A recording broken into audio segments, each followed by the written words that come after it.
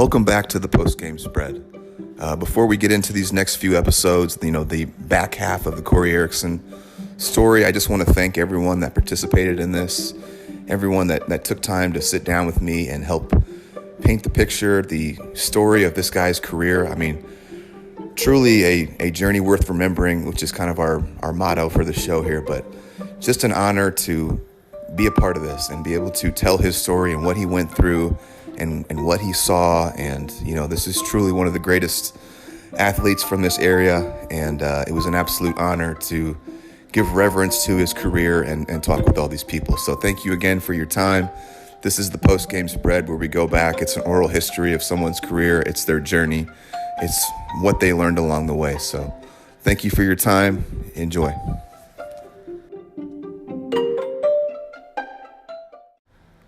This episode is being brought to you by Eric Easley of the Easley Real Estate Team with the Real Estate Group.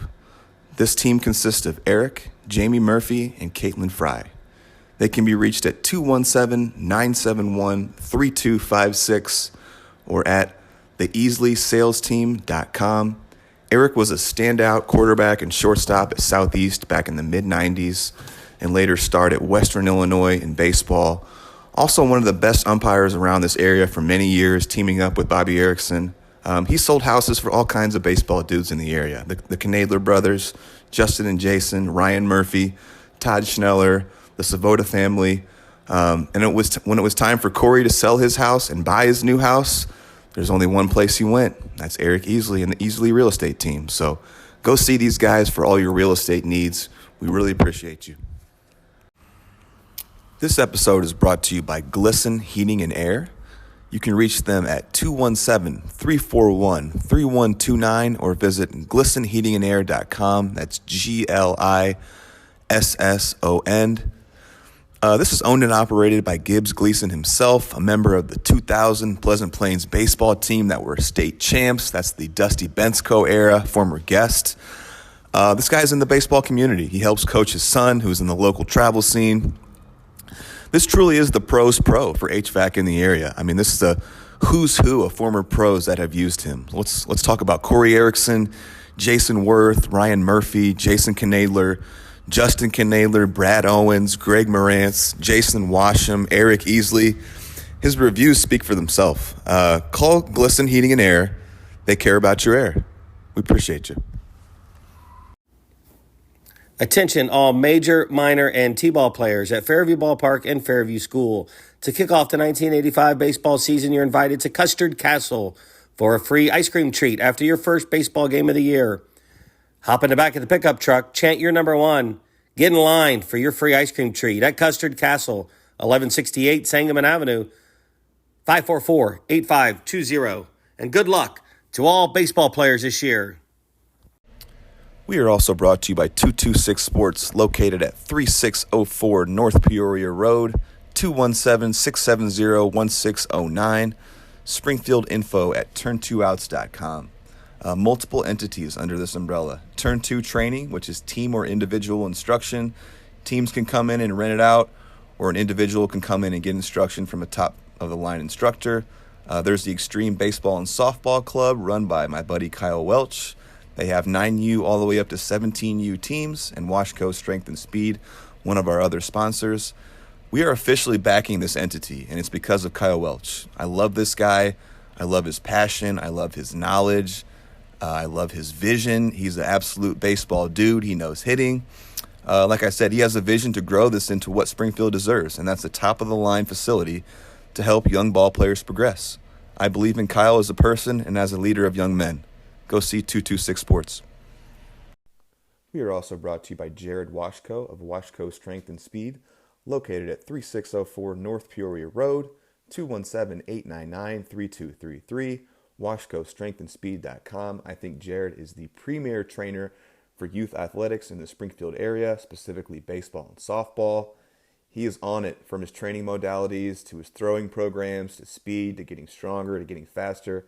The proof is in the pudding. Jared cranks out athletes at high levels that go on to the collegiate levels. Go see Jared for all your strength and speed needs. Okay, well, here we go. We're back. we are back again here.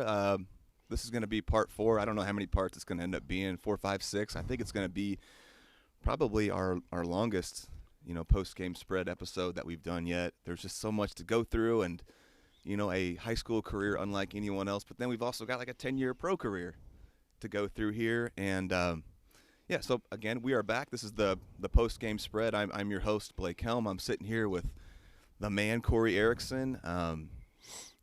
First 1, 2, 3 parts were absolutely amazing. I couldn't be happier with how they went. And then I've got a ton of great feedback from people, since we've put those episodes out about a week ago. I heard from your mom, Sherry. She said, how appreciative she was that she felt like people were going to hear the real Corey Erickson. That was really cool. Carly loved it. She's messaged me, and we actually got Carly, your wife, involved in this. So we've got some Carly stuff at the end. Casey texted me. He loved it.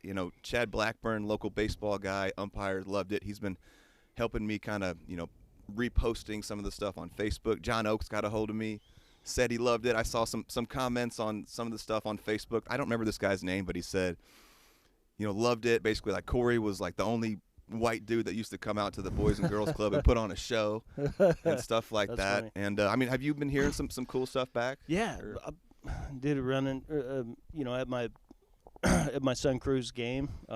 Ran into a couple dudes. Joe Schroeder, he lives down in Edwardsville. We talked a little bit about it, man. He was like, yeah, I kind of kept it PG. He's like, Springer didn't necessarily keep it PG.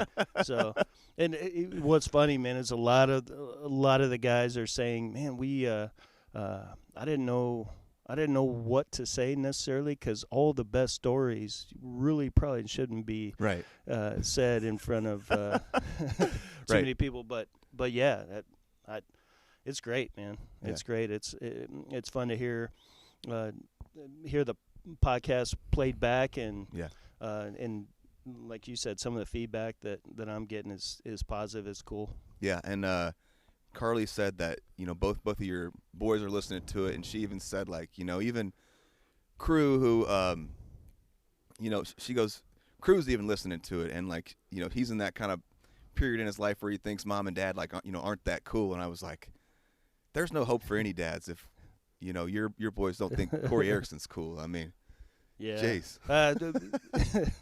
We're dorks, we're dorks. Yeah, and I say that jokingly, but his season started, right? He's in the swing. Like, yeah, you got a game today? Yeah, we got play Springfield. That's where he started his high school career, and that's where Brody ended up. Yeah, and it's always fun, man. Yeah, city rivalries is cool. Oh yeah, cool. And the last time I sat down, it went so great. It was cool watching you relax too. It was like at the very start, I could tell you were a little bit like, okay, like getting a feel for it. And then by the end, you were kind of kicked back and relaxing. Yeah, kicked back, like, put my feet up. Yeah, we were just like talking. I mean, we're both baseball dudes, and now I feel like we've got more of a relationship. And I always say that I want to feel like I'm boys with the guy after this is all said and done. So I'm going to declare it already. Blake Helm, Corey Erickson, boys for life. Yeah, we're boys. We're boys. After this, and also one thing I wanted to touch on, and we will go through it as we go here, but I know you've expressed some kind of concern, as did Carly, about not wishing you had given more thanks and more gratitude to some of these people. And I just want you guys to know out there, it is so hard to remember every single person in the moment. And of course, it took a village to get you to where you were, and we're going to try our best to give gratitude to people along the way here. But I know you were feeling a little bit stressed about that, wanting to make sure everyone, from your past that helped you got some shine here. So yeah, there's just so many people that I came in contact with, and aunts, uncles, friends of parents, like everybody just supported me along the way through all of it. Yeah. And I would feel bad if anyone got their feelings hurt. Sure. Is all, Sure. I understand that. And I would say most people in interviews might look back when it's over and say, man, I wish should have said this. Yeah. I mean, that's probably everybody. I think probably every guest that I've had is like texting me kind of afterwards and like, I forgot this story, or I forgot to say this or this, and it's hard. it's easy to just fly past one little thing and go to the next. But we're going to do our best to give some thanks here along the way. And, maybe at the end we kind of, if you can think about some guys that, didn't get recognized, we can do that along the way. Okay. So just, Sure. I want people to know that this is hard, so don't be holding anything against my man Corey here. Yeah. Yep. Appreciate So that. to open up here, I've got some Jim Ruppert stuff, and he is just one of my favorites. I mean, what an absolute legend! What an authority on all CS8 sports, and he's seen the best. He's seen it all. Still involved. He's still doing Channel 1450 stuff, and I just love talking to him. Love his voice. So he got to see a lot of you. So if you're cool, I'd like to just start off with some Jim Ruppert stuff. Let's do it. You cool with that? Yeah. Okay, cool, man. And again, same thing as last time. If you feel like you got something to say, just riff off me here. Okay. So Jimmy Ruppert, knew him through his dad. Bobby and I used to play basketball at the Y at noon, and I believe they did some reffing together as well. Yeah. Out there at the they YMCA. Did. Yep. There's like a funny picture I think of Casey's basketball or some YMCA basketball, and your dad was the coach, but he was wearing his referee shirt. So yeah. Unfair advantages. Yeah, Roop was probably on the bench too. Right. Yep. Used to go to his Fairview games and watch. When he was 10 years old, you didn't get much out of Corey. Today, you still don't get much out of Corey. Laughing. Yeah, but he just plays. He never asked questions. Why? Just, okay, let's go. That's just kind of the way he was. Here we go. Ruppert clip here, the thing about Corey. Well, what's the thing about Corey is he wasn't one of the smallest guys, but usually when you think of the guys that play up, it's the guys that are physically ahead of everybody else. Yep. If you're 10 and you're playing with 12-year-olds, it's because you're big. And when you're 13, you got hair under your arms and hair on your legs. And Corey was never the biggest guy. He was never I was going to say never the strongest guy, but he might have just been the strongest guy because he's a pretty strong guy, yeah. Yeah, just absolutely, and his hands are massive and quick. I mean the thing that I remember the most about him is his hands because when the summer that when Brad and Casey were 8, I think 7 or 8, they were playing coach pitch and Bobby was their coach, and I remember after a game. I think Corey was going. That's when he was going to the Pan Am games that summer, and Corey came out afterwards out behind Fairview School, the field where they used to play t-ball, and Bobby was hitting them grounders, and I was playing first base. Just he was so he could throw across, and just even at his hands are just so good and so strong, and you could see with his glove on how strong his hands are. That's been like the most common theme, like. Corey Strong, right? How many times have people said yeah, strong hands, big hands. Yeah. That's funny. Like when I talked to Carly the other day, I was like, well, tell me some things about Corey. And jokingly, she was like, well, he's strong. And we were laughing because like every single person was like, Corey's strong. He's strong. Big hands, long arms, power. Like we keep hearing the same themes kind of over and over here. Let's see.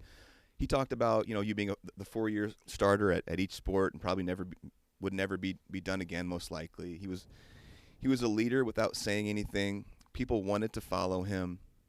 He just made everything. He made everything feel like it made sense, like it got better on the field. In football and basketball, whenever Corey was out there, this is hard to explain. Things just got better. They were smoother. More ball movement. Plays worked better. It was just that kind of indescribable thing. He was always one step ahead. He talked about you playing shortstop and just kind of having this innate, kind of instinct of I'm going to take a couple steps this way as this batter is showing me this, and by damn, that ball will be hit right to you and stuff like that. Yeah, that's something you just kind of learn from playing. Yeah, and experience. I was I was lucky to have played for those Pan Am teams when this is real competition. Yeah. Countrywide competition, and that definitely helped me in high school baseball. Sure. Mm-hmm. He was like Ozzie Smith, and this is cool too. Multiple people said this. Had enough arm to get guys out. He always had that kind of immaculate timing of. He didn't seem rushed. He knew that I have this much time to get the ball there. He didn't have to fire it with everything he had. And you know what I really liked? I've gone back and listened to part 1, 2, and 3. I love when you were talking about the third base stuff, when you went to pro ball, and like how you felt like it was good for your arm, like being more true, kind of over the top, and just honestly, I tried to tell all the kids that I played with, that or that I coached over the years with Brody and Cruz teams, just let it spin off off your index finger when you let it go. Just focus on doing that. Try and backspin it. I mean, it's physics. Well said. Keeping the ball in the air. The longer it stays in the air, true and well said. There's something to that. When I was a high school shortstop, not a very good one, and eventually I went to the outfield in college, and there was something different about learning to like really backspin a ball and like let it carry and like really get a lot of spin on it. Yeah. As opposed to like that shortstop, just you got to get rid of it throw. Sure. And they talk about spin rate out of the pitcher's hand. Most of it's based on curveballs and something off speed, but I mean, just backspin rate. And this reminds me kind of from back when I did your brother Casey. There were some funny stories about Bobby playing catch and being like, I'm not chasing the ball. Is that like? Do you remember stuff like that? Like Bobby wasn't chasing it. I guess you didn't. You had such an accurate arm that probably wasn't an issue for you, was it? Yeah. No.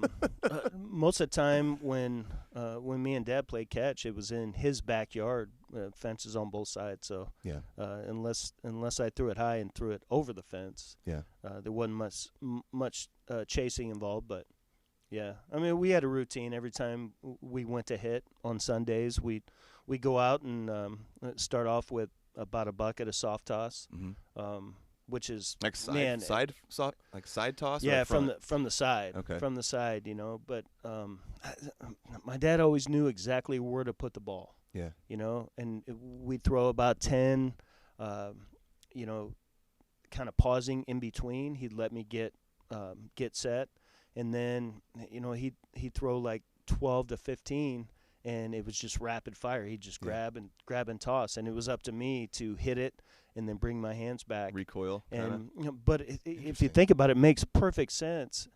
Your body is gonna, your hands are gonna get back to that load position. Oh yeah. If you don't have time to think about it, right.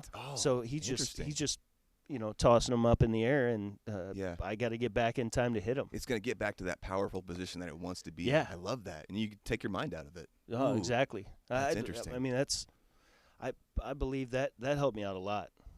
Interesting. Might have built up my forearms as well. Maybe that's where it came from. those legendary forearms. Did you ever do anything for your? I mean, like, did you ever get into like, squeezing rice buckets or balls or any shit like that? Or no. I mean, you play with stuff like that. Yeah. And think you're gonna do it. I mean, we've all gotten to the point where like, I'm gonna get my forearm stronger, and you grab one of those squeeze toys or whatever, and I'm gonna do this 100 times a day for, the whole year, and then you do it for a couple days. It's like, it's kind of boring. Man, okay. I've got another Roop clip here. This is the 2 things that I loved. Here we go. The 2 things that I used to love about Corey in baseball is the way he went back for pop-ups. Anything that was in the air on that side of the field was his, no matter what, no matter how far he had to run, and the way he tagged guys at second base, the way his hands were at second base. Every throw, he was able to boom, boom, and get it on guys. And he was doing that when he was 11 years old, 10 years old, it seems like. Oh, interesting. You don't hear a lot of guys get praised for how they tag people. That sounds like some kind of Javi Baez. I remember, Baez was known for being an elite, tagger, essentially. So are you kind of similarly talking about Corey? Absolutely. Absolutely. You got any thoughts on that? Yeah, honestly, it's a simple thing to do. I mean, the base runner has to get to the bag, right? Yeah. I mean, the swipe tag looks pretty. Sure.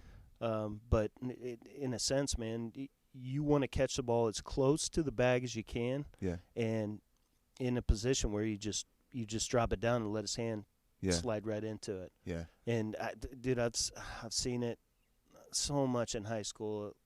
It drives me nuts. You know,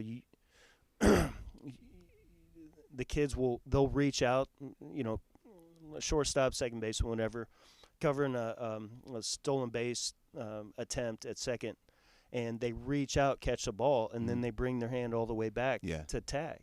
And the deal is, you just set it right there. Just set your glove right there. Yeah, wait. You know? And that, I mean, probably some of your, and we can come back to the same word, strong, fearless, all this stuff, but like probably some of your fearlessness, bravado was helpful in that. I mean, hanging in there at second base when someone's barreling down in on you is not the easiest thing in the world. So just, I mean, it didn't seem like that was probably something you even considered. You're just like, gonna wear it. Well, and along with that, you know, the proper tag, but getting to the bag, being a target, you know, be there. I mean, the guys in big leagues, they can get there, you know, in a half second, and put the tag down. But you know, my that's one of the things my dad always taught me. He's like, you know, with the man on first, you get in a position to where if he takes off, you can get there. You know, just don't be late. Yeah. You know, and then as you get older, you can get farther away from the bag, but just start closer. What position was Bobby in pro ball? He played short, third. Okay. So you feel like he pretty much molded you as an infielder with all your techniques? I mean, coming up until you got to pro ball, essentially? Yeah. Yeah. I mean, do you feel like he set you – obviously, you were a very high-end high school shortstop. Do you feel like was there a big contrast in what you learned when you got to pro ball versus what Bobby was? There wasn't. Yeah. There really wasn't, man. Right. I was lucky in that I knew the game. I knew what I was doing. Yeah. You know, I got moved to a couple different positions that I wasn't used to, but it's all relative. Yeah. That's a powerful thing to have a parent that is a former professional, baseball player, and then you obviously have these great talents, skills yourself, and for that to come together is pretty powerful. Yeah. All right. Moving on, Roop. His forte in basketball was guarding people. That wingspan and his strong hands made him a really strong defender. And then I think this is going to be the name of this episode. I really like this clip. It's called Because He's Corey Erickson. Here we go. Corey, I remember one game, and I think it was a city tournament game, and Corey, I think Corey was a sophomore or junior, and Bob Nika had Corey take the last shot when he had Victor and he had Jeff. And somebody said afterwards, why would you have Corey take the last shot? He averages 4 points a game, and he said because he's Corey Erickson, because that's the guy you want with the ball in his hands. Pick a sport. That's the ball you got. The guy you want with the ball in his hands. I think Corey might not have made the shot, but that's who the coach decided that's who he put his trust in at that point. And I mean, you got anything? That's cool. Yeah. No, that's awesome, man. That's awesome. Bob Nika, my dad called him the Shark. I'm not sure where that nickname came from. Say nicknames for everyone, right? Yeah, he does. He does. I wouldn't put it past him, man, because he was a cool guy. Yeah, he was a cool guy, and I mean, he told me the year that I started as a freshman. He told me a couple games before the season started. He's like, man, I just like how things flow when you're handling the ball, and that put a lot of confidence behind me, and all the guys on the team were really accepting. Yeah, the Shark. The Shark. The Shark. I gotta know more. I gotta ask Bobby about that sometime. Yeah. Here we go. Some more Roop. Just hammered people at safety. Steven Dixon hated being guarded by him. Corey wouldn't let him move. Also afraid. Corey wasn't afraid to throw a little elbow in a rib cage if someone wasn't looking, laughing about that, obviously. But you kind of have said kind of similar. Yeah. I mean, that's let them know that you're still there. Yeah, right? Away from the ball. That's yeah. I'm still here. And I kind of love that you might have been doing like a little bit of elbowing here and there, but you weren't like really mouthy back. So that would be so frustrating, I imagine, as someone that you're guarding and like you're playing real physical against him, but you're not chirping. You're just like, just laughing. Yeah, you're right. That you're would make me more angry. Yeah, calling me names and stuff, and I never really did talk back to them. Well, they were all bigger than me, man. Yeah. Well, Hester was so frustrated he got teed up at the end of the game because because of how Corey guarded him. Couldn't do anything, literally nothing. No question he could have played college football. Wasn't surprised he was named starting shortstop as a freshman, and then here's another Ruppert ahead of his time. Really, at multiple positions. Yeah. At multiple positions, absolutely. Right. Yeah, he was a little bit ahead of his time. Launch angle, some of the stuff that they measure now that they weren't measuring in those days. Yeah, he was ahead of his time. Mm-hmm. If he had been 6'3" and putting up those numbers, he probably would have got more of a chance even then. But he's a little guy, and they want little guys to go the other way, and that wasn't Corey's mindset. Corey's mindset was, I'm not getting cheated. I'm not, and a lot of people tried to change him. And again, what happens when people try to make this adjustment, make that adjustment, then that gets in your head, and you can't do what you can do anymore. Yep, lose your swing. Yeah, and we're going to go all the way down the rabbit hole of your swing evolution. I'm obsessed with swing mechanics and how people's swings change over times and stuff like that. But do you have anything on that at all, or any thoughts, or keep moving? No, it seems like we'll probably get into that, Yeah, that's just wild stuff. All right, in the winter, this was fun. In the winter, Corey would hit on the tennis courts. Bobby throwing to him at Indian Hills, and Brad and Casey would be out in the mud, or whatever, chasing the balls and stuff. Remember that? Yeah. Man, that's fun. Corey never got cheated. Never once ever got cheated at bat.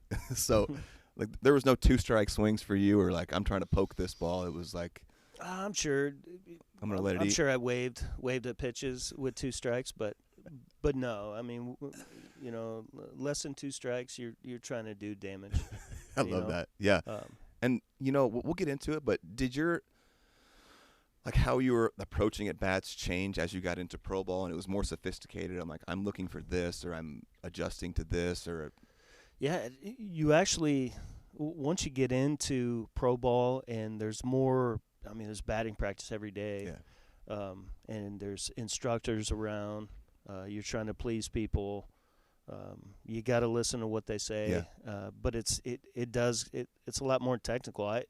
In high school, all you really thought about was, all right, see, get a good pitch and see how far you can hit it. Yeah, and it wasn't like that. I thought it was interesting when we sat down last, and you were talking about outside pitches didn't even almost register to you. You were like, I'm not looking for that. Like, I'm looking for middle in, and I'm gonna hit it 500 feet. I'm gonna swing as hard as I can. Yeah. No, really. We talked about it a lot. My dad and I, you don't even have to swing it off speed until you get 2 strikes. Right. What's the point? That was kind of the deal. It's a low. Yeah. Go ahead. Yeah. In my first year in rookie ball, I remember John Stevenson was our manager. I think he caught 2. He was a catcher in the big leagues. He caught 2 of Nolan Ryan's no-hitters. Oh, wow. Really cool dude, threw awesome BP. But there was one game in particular where I took 3 basically get me over curveballs. And I didn't swing at him, and I don't know why. After the third one crosses the plate in the same spot, I should have this is what he's doing. doing. Take a hack, but he was all over me after the game. He's like, what are you doing? Right. Yeah. And I was like, I don't know. I didn't have an answer for him. Right. But obviously you can't get away with that forever in pro ball. But, right. You got to be able to make an adjustment, hit that. Right. But you get exposed. But shit, it might have been the first time I ever saw 3 curveballs back to back to back that were strikes. Right. Yeah. Honestly, it's a lot harder for high school pitchers to control curveballs and consistently get them over and whatnot. They're gonna have to come back with the fastball eventually. That was what I thought. And you would make them pay for that. Ranks when he was ranking CSA baseball players that he's kind of seen or heard of, I guess, or totality, he ranks Dick Schofield 1, Worth 2, you 3, for kind of the most talented high school baseball players that he's seen. So that's rare air. And there's been some other guys when I've, talked about you being like the CS8 GOAT. Obviously, there's you mentioned is it Jerry Fry? Jerry Fry. Jerry Fry, he's a legend. He was before the CS8 started. So, there's also Dickie Schofield, who's a legend in his own right. And people talk about him, but he was prior to CS8 as well. So that I don't want people to get it misconstrued that I'm not considering them. They weren't in the CS8. Yeah. And those guys are ballers. So. Absolutely. Absolutely. Will never be done again what he did 3-sport-wise. Here we go. Ruppert, the definition of how hard it was. I really found this clip interesting, and here we go. Blake, I'll be honest with you, and maybe because it might sound like a little favoritism, but I always thought if Corey Erickson is the definition of how hard it is to make it to the big leagues, because I thought that Corey Erickson was a guy that could play for money. And when Corey Erickson couldn't do it, that convinced me that that's an awful hard thing to do, because he was groomed basically his whole life to be a Major League Baseball player. He was kind of the definition of a shortstop on the high school level, because again, it's his size. He wasn't the biggest guy, but he just wailed. He hit everything. He was kind of like Jason Worth, where they batted him leadoff, because if they batted him second or third, he wasn't going to see any pitches. So you bat him first, so people have to pitch to him. And he violent swing. I mean, he wasn't up there to take it the other way and bloop one over the second baseman's head. In fact, Corey you'd say, "So, hey, Corey, I heard you got 3 hits the other day." He said, "Yeah, but 2 of them went to right, so I don't count them." That was kind of Corey's mentality. Corey was up there to hammer. That's and is that bittersweet for you to hear something like that, or what does that make you feel like? Yeah, it kind of goes both ways, Right. I've thought that myself. I mean, and until the day that I retired, basically, I thought I had a chance. I thought I was there. There good opportunities, missed opportunities. That's just baseball, man. I mean, I saw a lot of great players never make it. Yeah, and I was like, how'd that guy not timing, make it? Right? There's such a game of timing. I say that every podcast, but it truly is. Like, no, it is, man. I've enjoyed all the stories.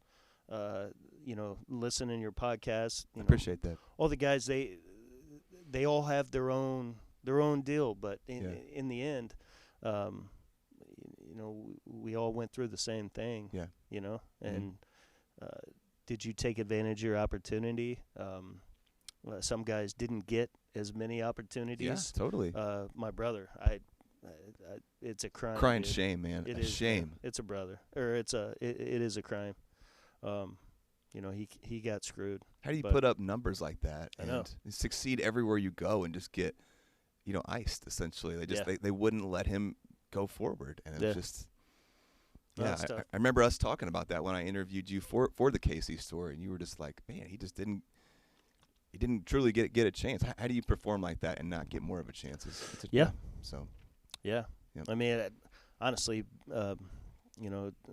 being in the Yankees organization, and Roger tell you the same, man. It's you're a dime a dozen. Yeah. Yep. And but I'm just like life. Baseball is not always fair. You know, it's not not always fair. It can be cruel. Yeah. It can bring you to your knees. It can give you the greatest moments that you've ever had. But that's why I say it's one of the greatest life teachers. And I kind of what this whole thing is about is, what we've been through. It's not just simply we go out there and play. Like, man, there's a lot to it. There's a lot to it, man. And especially when it's your life and you're invested in it and like you're trying to make it. It's just there's something special about the pursuit of something like this. All right, moving forward. Loved toying and playing with Casey and Brad when they were kids, playing hide and seek. Said you were the absolute best hider, impossible to find. You talked about you like hiding on top of dressers and in the strangest places, and you'd be like disappearing for an hour, and they would be like, we can't find Corey, and then you finally come out. You remember stuff like that?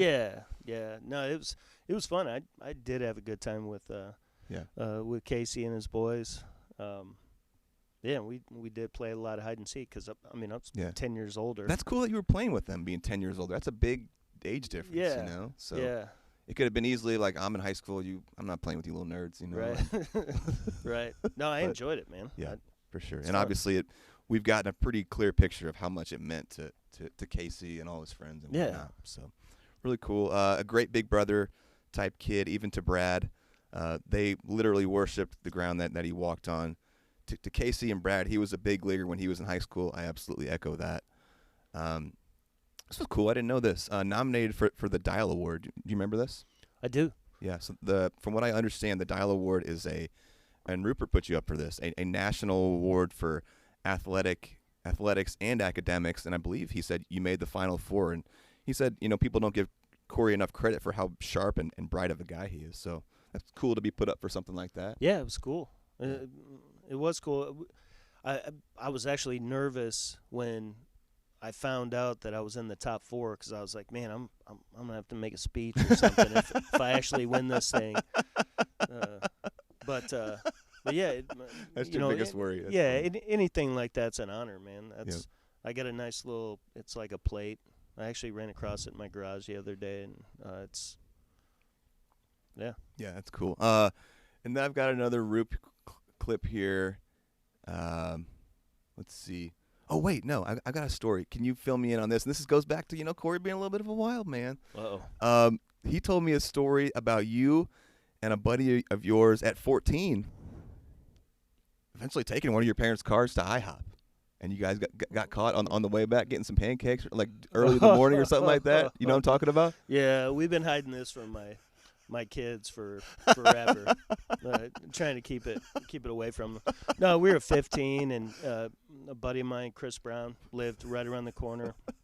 We used to stay at each other's house and take turns staying at each other's house, and whoever's house we were at, when our moms went to bed, we'd steal her car. I did something like that too back in the day. And drive. We drive. It was actually Denny's. We used to go to Denny's, and I always got the moons over my hammy.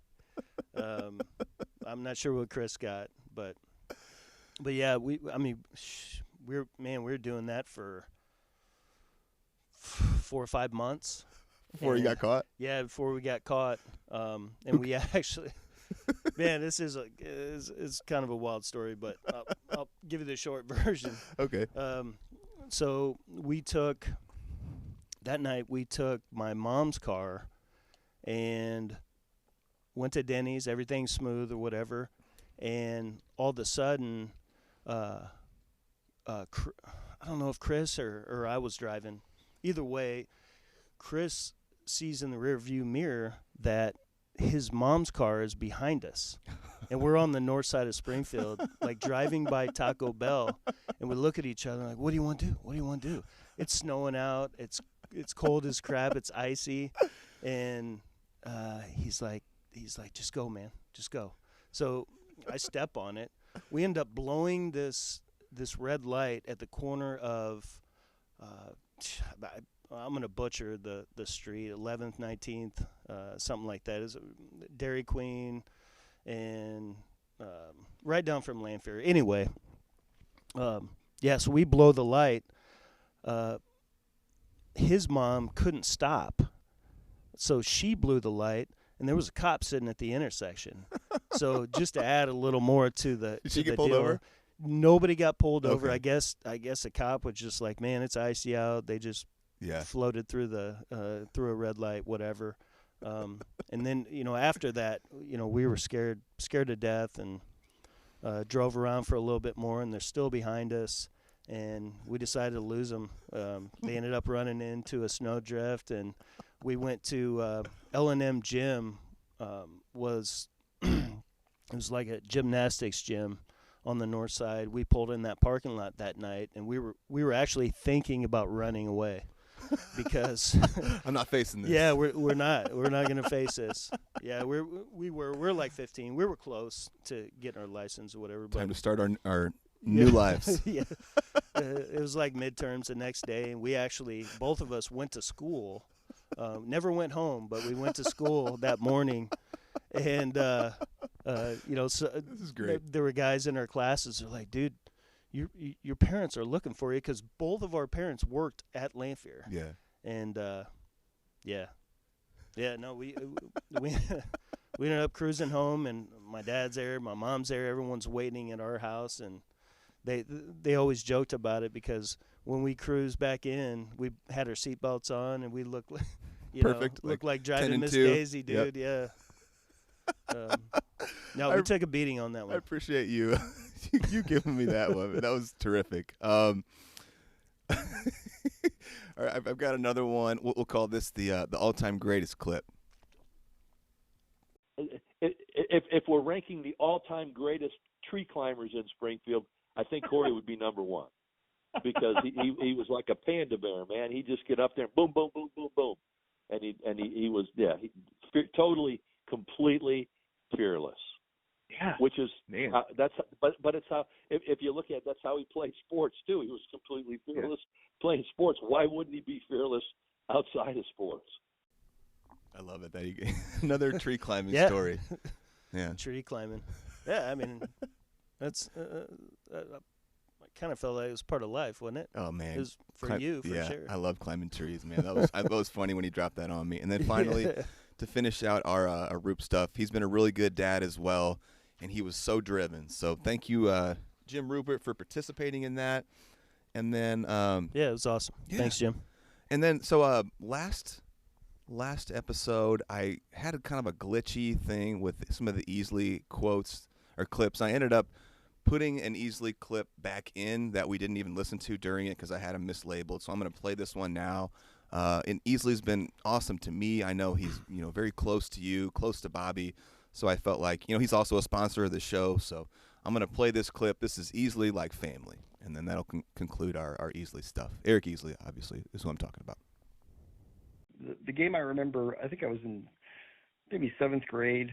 We went and watched Lanphier was playing a Peoria team. It was his freshman year, I believe, and at Lanphier Ballpark, and it was cold. I just remember it was like almost sleeting, and he hit a ball that he claims he doesn't remember, which I find that hard to believe.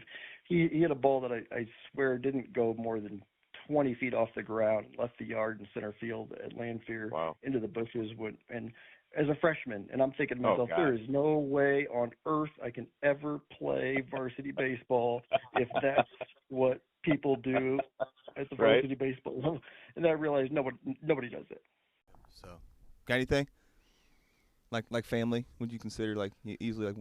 Oh, for sure, for sure. Well, like you said, Jace and crew have been friends since they were forwards. I mean, it was probably that early, and Jace, he comes over our house all the time. He's like, second son to us. Right.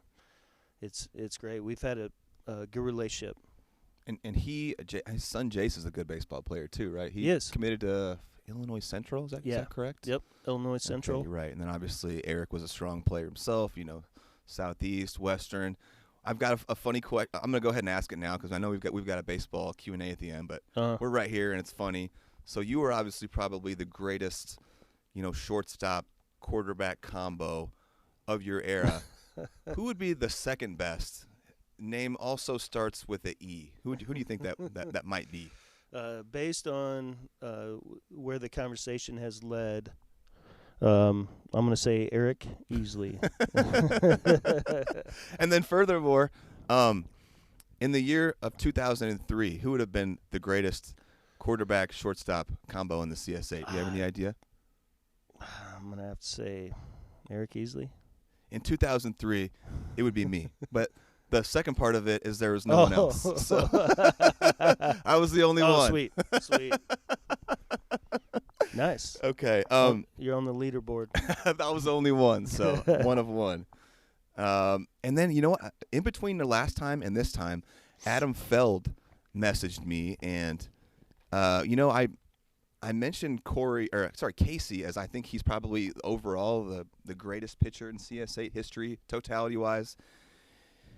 there can also be an argument made for Adam Feld. Absolutely. This guy had an amazing high school career. I think he lost one game or something like that. Shoved, So went to Chatham, Mineral area, Lincoln Land, Kentucky Wesleyan. I'm sure you faced him multiple times and whatnot. And so he started texting me about these kind of cool stories he had. And I was like, hey, why don't you send me a couple clips about, what it was to face Corey and what kind of the temperature was of people that did face him around the CS8. And I thought it was cool to have another perspective of another pitcher and someone that, would have lined up like that. So I'm going to go ahead and play a Adam Feld, how to pitch to Corey. This is kind of a lengthy clip here, so we're gonna sit back for a little bit. I think the first time I faced Corey when I was a sophomore, he was a junior. In fact, it was my first varsity start ever was against Lanphier, and basically the scouting report I got from Adam Springer and Todd McClure, who had played against Corey, played with Corey. I had never played against him, never played with him up until that point, never faced him. So this was the first time I was going to face him. And the scouting report was pretty simple, and it was simply this: don't throw him a fastball over the plate. So that was the scouting report. It was pretty quick. Being a stubborn kid who, at the time, I was 15 years old and thought I threw harder than anybody and could throw a fastball by anybody. I decided to challenge Corey his first at bat, and I reared back and threw a fastball as hard as I could. And no joke, we were on the third base. Glenwood was on the third base dugout, and I threw a fastball as hard as I could, and Corey hit a line drive into our dugout. He as a right-handed hitter, hit a foul ball into the third base dugout at Chamberlain. He was that far ahead of it. So that was a quick lesson in to not throw him. The scouting report was right, and to not throw him a fastball over the plate. We ended up beating him, and I walked Corey 3 times. And that was kind of my strategy. The next year, I faced him again in the regular season, pitch against him in the regular season, pitch against him in the postseason. So I think I faced him 3 times. And I was trying to think of the exact numbers, and I don't know if these are exact, but they're pretty close. I know he hit a ground road double off me in Chatham. So I think I faced him 9 or 10 times. He hit a ground road double off me in Chatham. I think I may have struck him out once, and I walked him 8 times.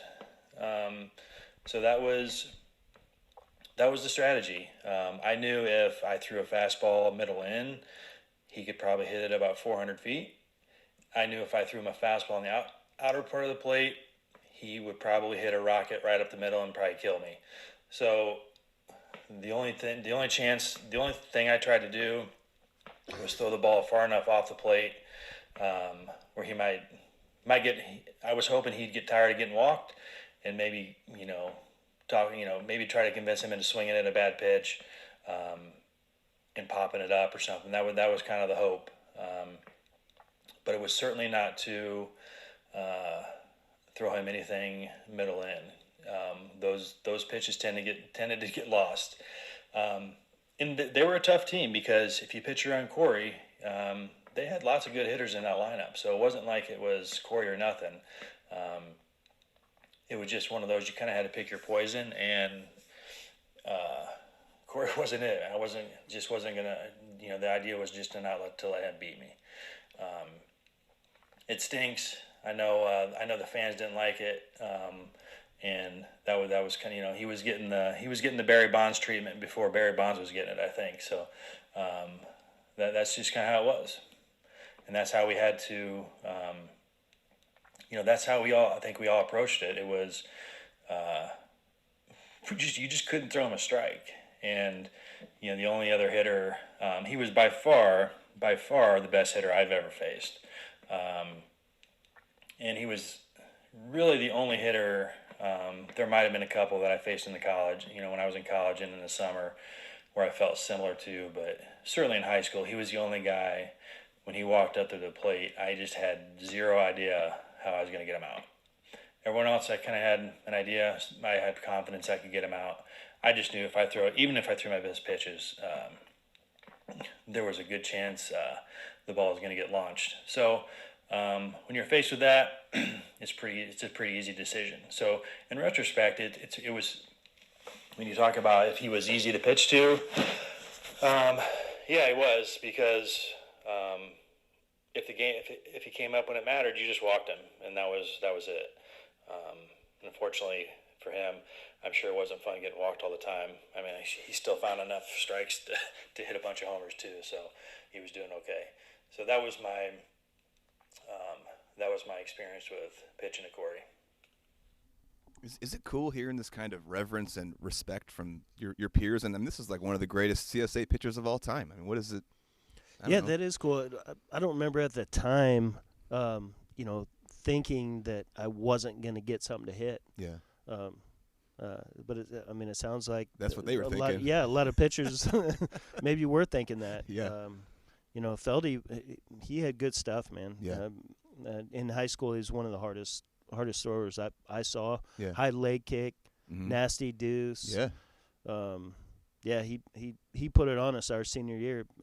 Pretty much ended our senior season. He could absolutely deal. Yeah.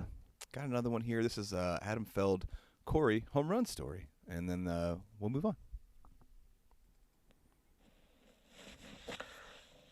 One of my favorite Corey stories, actually doesn't involve me pitching to him, but involves me. I think it would have been my junior year and Corey's senior year. We're playing them at Chamberlain Park. It's a night game, and I got a pretty rare start in left field.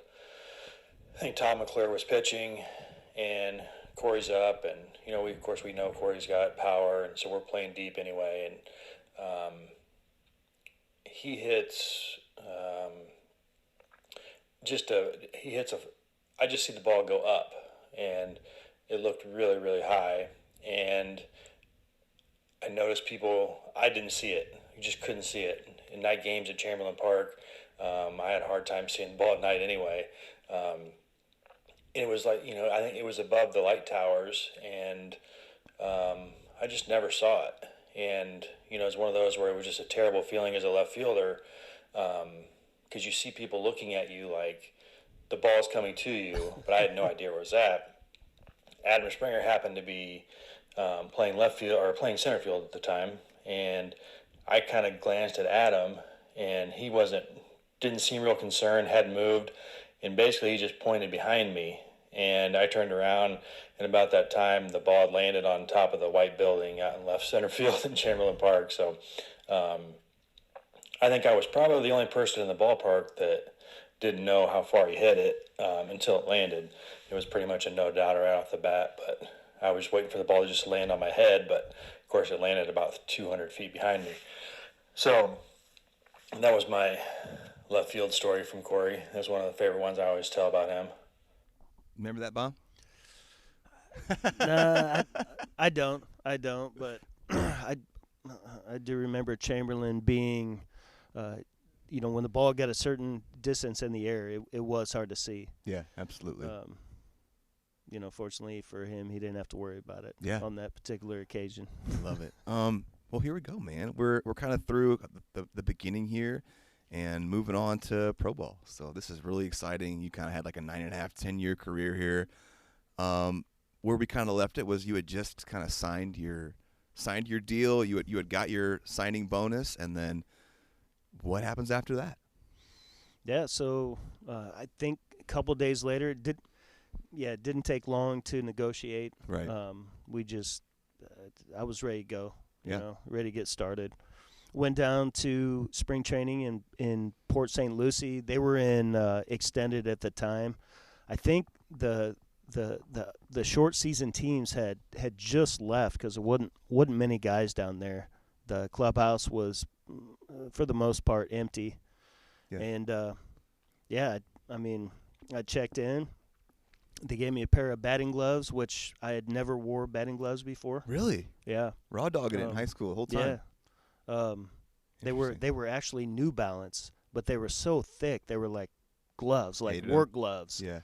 No, I loved them. Oh, you liked them?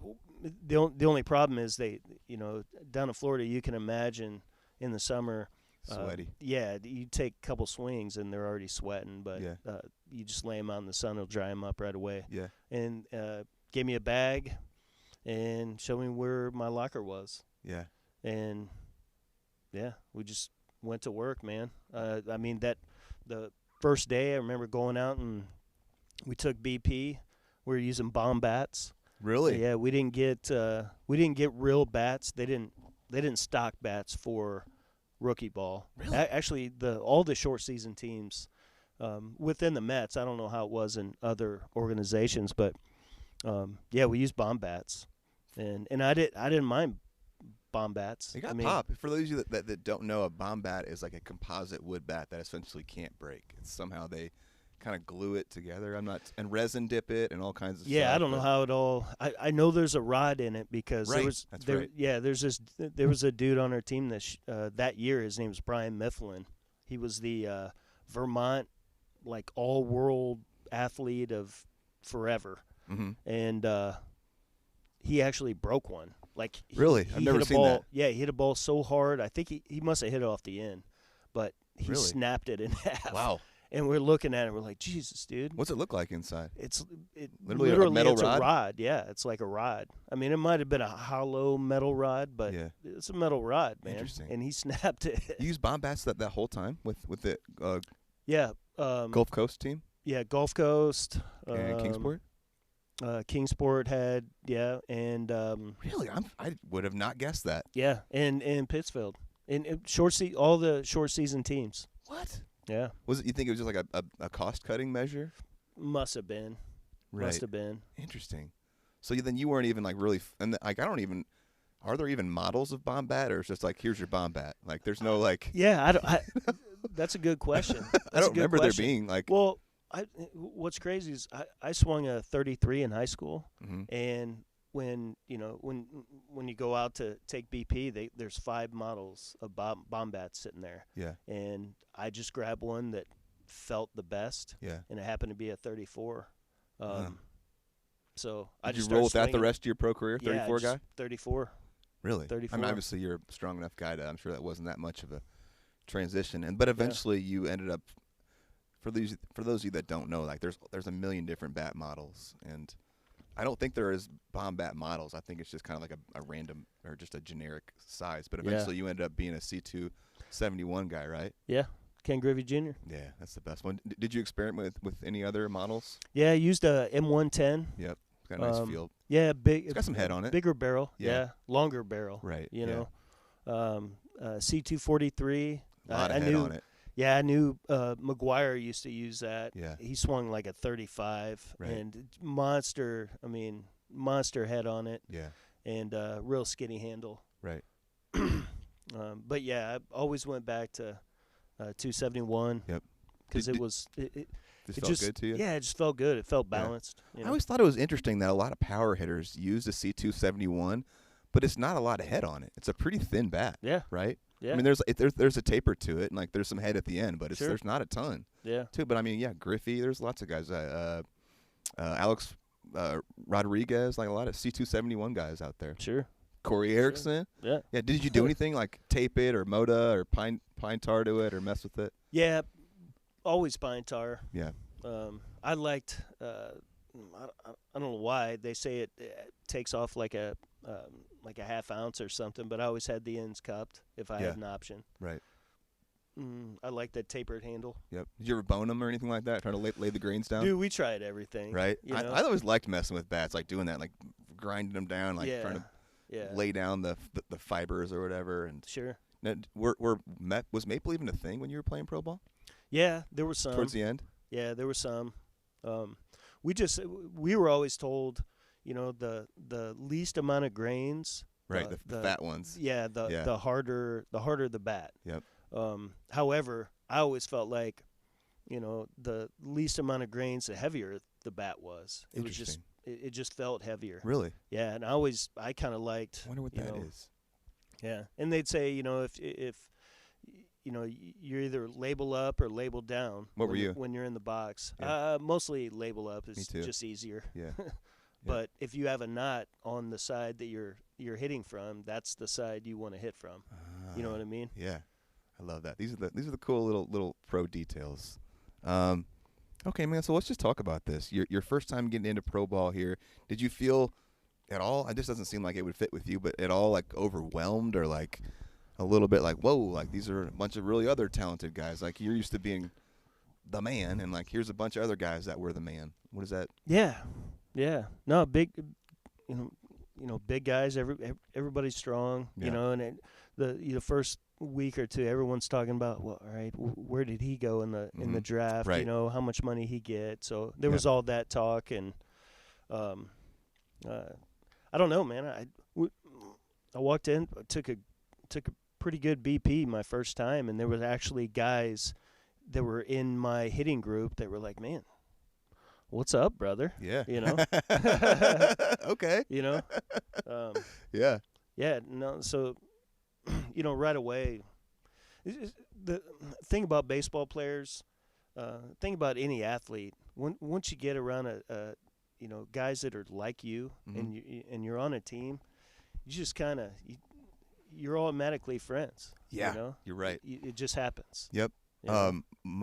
One of my last guests, Wes Cunningham, said being on a professional baseball team is almost like going to like a bachelor party. Like you guys are all going to be best friends like for the weekend. You don't really know each other, but once you're there, you're all there for the same thing, and like you're just going to be best buds. Yeah. That's just kind of instantly perfect analogy there. Yeah, definitely. But I mean, a strong first year, dude. And I remember Bobby telling me that when he was talking to like your scout, Tripp, was that Terry Tripp, that's saying that you were going to be playing in some really big parks and to some yards, and to not worry about hitting dings, and that you were going to just worry about getting your hits and getting your average, but you'll still hit some dings, my man. Yeah.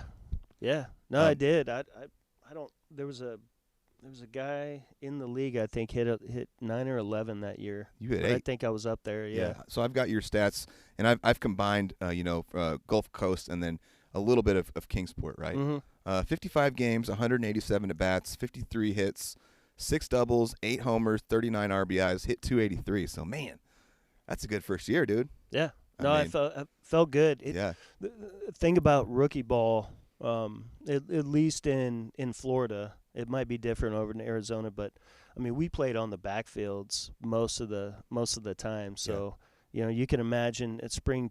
I mean you've been at spring training complexes.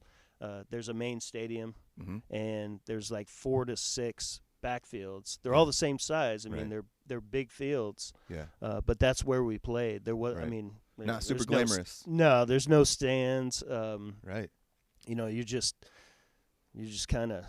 I know. I think just there. People kind of assume once you're in pro ball, it's like, oh, you're playing in front of all these fans, and it's like this crazy, but like that's not really rookie ball. Yeah. It's yeah. It's like, no, just it was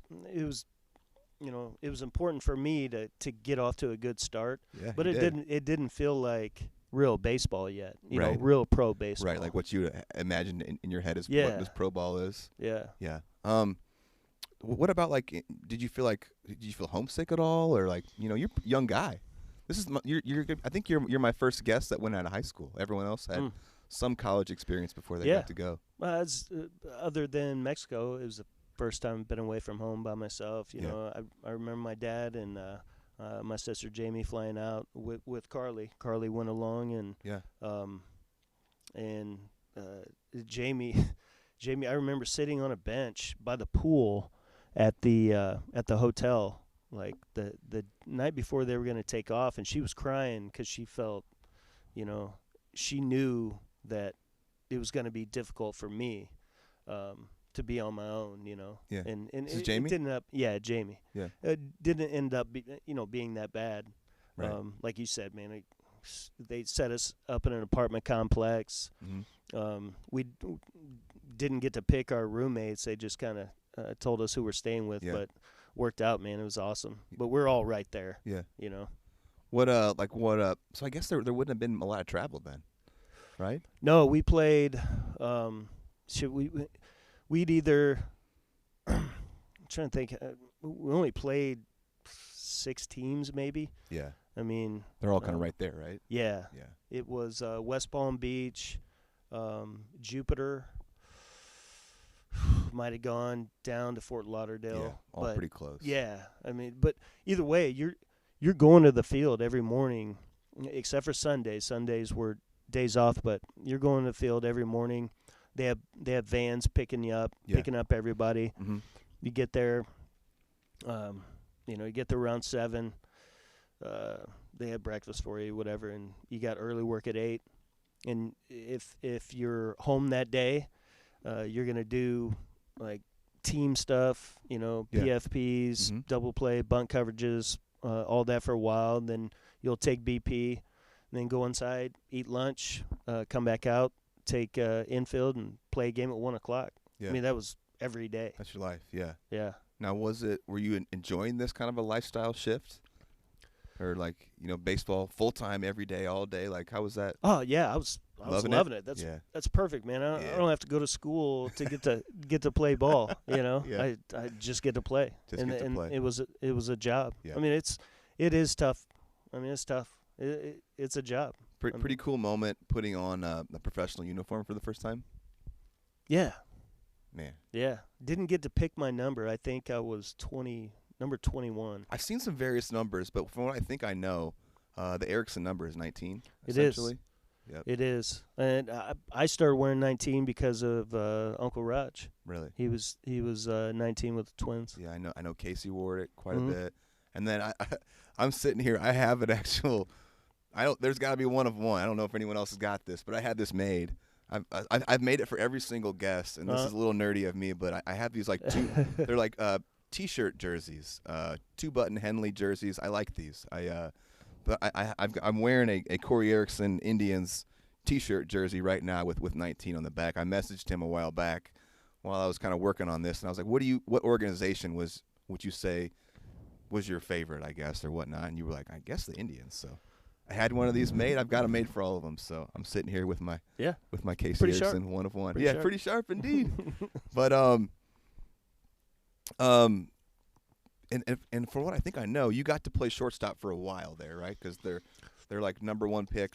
Wasn't shortstop, but he didn't come for a while. Probably haggling or something. Yeah. I think he was stretching out a little bit. So first week I played short. Yep. And then and eventually from what I think I've looked at, most of your time in the minor leagues was spent at third. A good amount at second as well. Mm-hmm.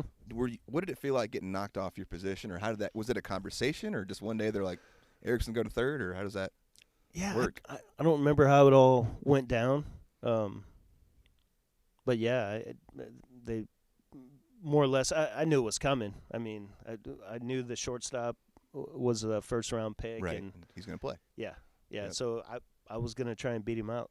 Yeah, I mean, you know what I mean.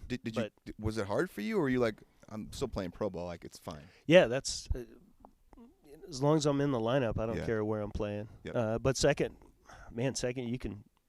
Like I was saying the other day, at third base you could chill a little bit. Yeah. Second is very similar. I mean, you got time. Yeah. You got time. You get to dive for balls deep in right field and still make a play. Yeah. So that was fun. You get to turn double plays. You're out on double cuts. You get to cover second on stolen bases. Like it was virtually the same position. Yeah. Just easier throws. Slid over. And then I saw too that you might have had like a game or two in the outfield at some point in your minor league career, and then also a pitching appearance late in your minor league career. Yeah. I think I played every position except for center. Never caught. Yeah, I'm sure you could have. Yeah. Cool. So I mean, and then you eventually got moved to Kingsport. Was that a different experience than regular rookie ball? Is that more normal, kind of like other crowds and stuff? Yeah. So it little different situation. It was mostly like JUCO guys, not 3-year school guys. Like most of the 3-year school or like Division I draftees went to high short season. Yeah. This was low short season. So a lot of JUCO guys, but still talented guys. Oh, yeah. Some high school, early picks were up there. But yeah, I got to go up there and Fortunately, the first game, I guess we already had the playoffs in the bag, so I got, more or less get off the plane, go straight to the field, take BP, and get to play. Yeah, suiting up. Yeah, so it was cool. I hit a bomb that game. Oh, yeah. And, yeah, it was fun. Didn't get to play in the playoffs. Okay. I kind of sat the bench and watched. Do I have this right that you A.J. Burnett was on that Gulf Coast team? Yeah, he was like a 9, 10, 11th round pick. Yeah. Yeah. We had a long big league career, Oh, he did, man. Stuff. He's a great story. He and I hung out. I mean, we were pretty close for the few years that we played together with the Mets. Yeah. But ended up actually getting hurt playing basketball, pickup basketball in Port St. Lucie. Claimed that he rolled his ankle bowling, stepped in a gutter, and you got to tell the organization something. Yeah. And later that year, ended up getting traded to the Marlins and just took off. Man. Yeah, after that, just it was kind of a rocket. Yeah. I mean, do you just remember? Did he just have electric stuff? Yeah. Yeah. I mean, I honestly, he was weird, man. He was always self-conscious about how he matched up against people, but he had a great two-seamer. Yeah. Like he broke my bat in inter-squad one time, and he wouldn't stop telling me about it. And but yeah, just good shit, man. And that's a dude that he figured out a way to maximize his ability. Yeah. And it worked out for him. I mean, he had kind of like happy for him. mid to upper 90s stuff, didn't he? Like pretty explosive. Good shit. Yeah, like I mean, he's a big tall goon, Yeah. And we'll get into it a little bit as we go here, but were they messing with your swing yet? Was it like first right away they're starting to mess with you, or how does that work? No, not yet. Not really. Okay. It really wasn't until I ended up going to spring or instructional league that year, and they were like, I think they were happy with what I did in rookie ball. Oh, how could you not be? Yeah, and they saw this guy can hit some homers. They moved me to third. So that's basically what I was doing in instructional league that year is working on third. Yeah, just they moved me to third. They wanted me to get comfortable there. Yeah, but I never remember not being told or pushed to use the whole field. Yeah, right. And that's that's one of the things we might have touched on a little bit in the last session. I wish I would have just at that point been like, all right, I got to trust these guys, So was there like a little bit of, I'm trying to think, how am I going to word this? Were you resistant in some ways to this? No, never. Okay. Never. Okay. Sometimes I feel like maybe I tried too hard to do what they were asking me to do, and it just wasn't, it wasn't my style. Right. Yeah. So after so you go to Instructs after this? Yeah. Okay. Cool. So they're obviously valuing you, wanting you to get a little more reps. How was that experience for you? How'd that go? To be honest, kind of sucks. I mean, it's an honor to get invited. Right. Not the most glamorous thing. No, but it's you just went through a long season. Right. You just want to go home and chill and do something else. How's your body feeling after playing this many games? I mean, I guess it's not a ton of games, but it's more than you probably have before. Yeah. I guess. No, it was. I never really thought my body was breaking down. Yeah. You're still a young guy, obviously. Yeah. So then this how does this off season look like for you? So you don't gotta do school anymore, like job, where you living, working out. How are you managing stuff like this? What are you working on? My mom had moved from the north side to Lincolnshire on the west side. Mm-hmm. I believe while I was gone. So, I lived with her, got a job at the Pasta House. Remember the Pasta House? Yeah. Used to be Fuddruckers. That's right. That location, man. I love Fuddruckers, but shout out to Fuddruckers. Yeah. No, I always liked the Pasta House, man. I love their salad, so I was like, I'll go over there and try and get a job. Is that the reason why you went there? Because I like it? Yeah. Yeah. No joke. No, I did that for a few years in the off season. Ended up, once I turned 21, I got a couple of bar back jobs, did some bouncing. Yeah. Where'd you bounce like at? I did some bouncing back in my day too. Stella Blue. Stella. Remember that place? Yeah. It was low key, man. Yeah, for sure. I mean, I would sit there from 10 o'clock at night till 1 o'clock and not see 4 people. Yeah. And then all Easy of a sudden money. at 1:30, when all the 1 o'clocks close, at 1:30 it starts loading up. Get a little rowdy. I saw so many people fall up the stairs at that place. Oh my gosh. It's crazy. You would think most people fall down, but most people long staircase. Oh yeah, and it was Literally steep. long. Yeah. It was steep. For the people that have been having some fun, that could be challenging at the end of the night. Sure. Like, what are you working on? Are you thinking after this season, like, these are some things that I need to be working on and like to progress, or how are you getting in your work? You no longer have, like, you're not part of Lanphier. You're not on that team anymore. So how are you getting your work? Where are you getting it in? Yeah.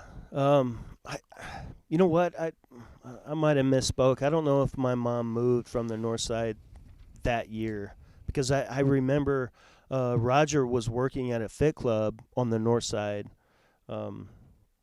Used to be an old grocery store on Sangamon. They turned into a fit club, and he was working there. Yeah. So I remember going in there. Like as a trainer? And working. Yeah, I think he was a trainer. Okay. That's when I kind of started working out. I think I misspoke before, too. I thought I was probably 20 years old when I started working out, but come to think of it, I probably was 18 because I had nothing else to do. What else are you going to do? I mean, there's only so many hacks you can take. No doubt. And I was like, some guys want to come home and immediately fix their swing, Yeah. I wasn't like that. I was tired of it, you know. I always enjoyed the time away from all that, from baseball and worrying about my swing and sure. My batting average. Especially as time went on. Right. Yeah. For sure. 100%. Where were you getting your swings in at? Had to be wherever Roger had a place. Yeah. I mean, it was either on the hill, Sangamon and Dirksen. Yeah. Do you remember back in there? Oh yeah.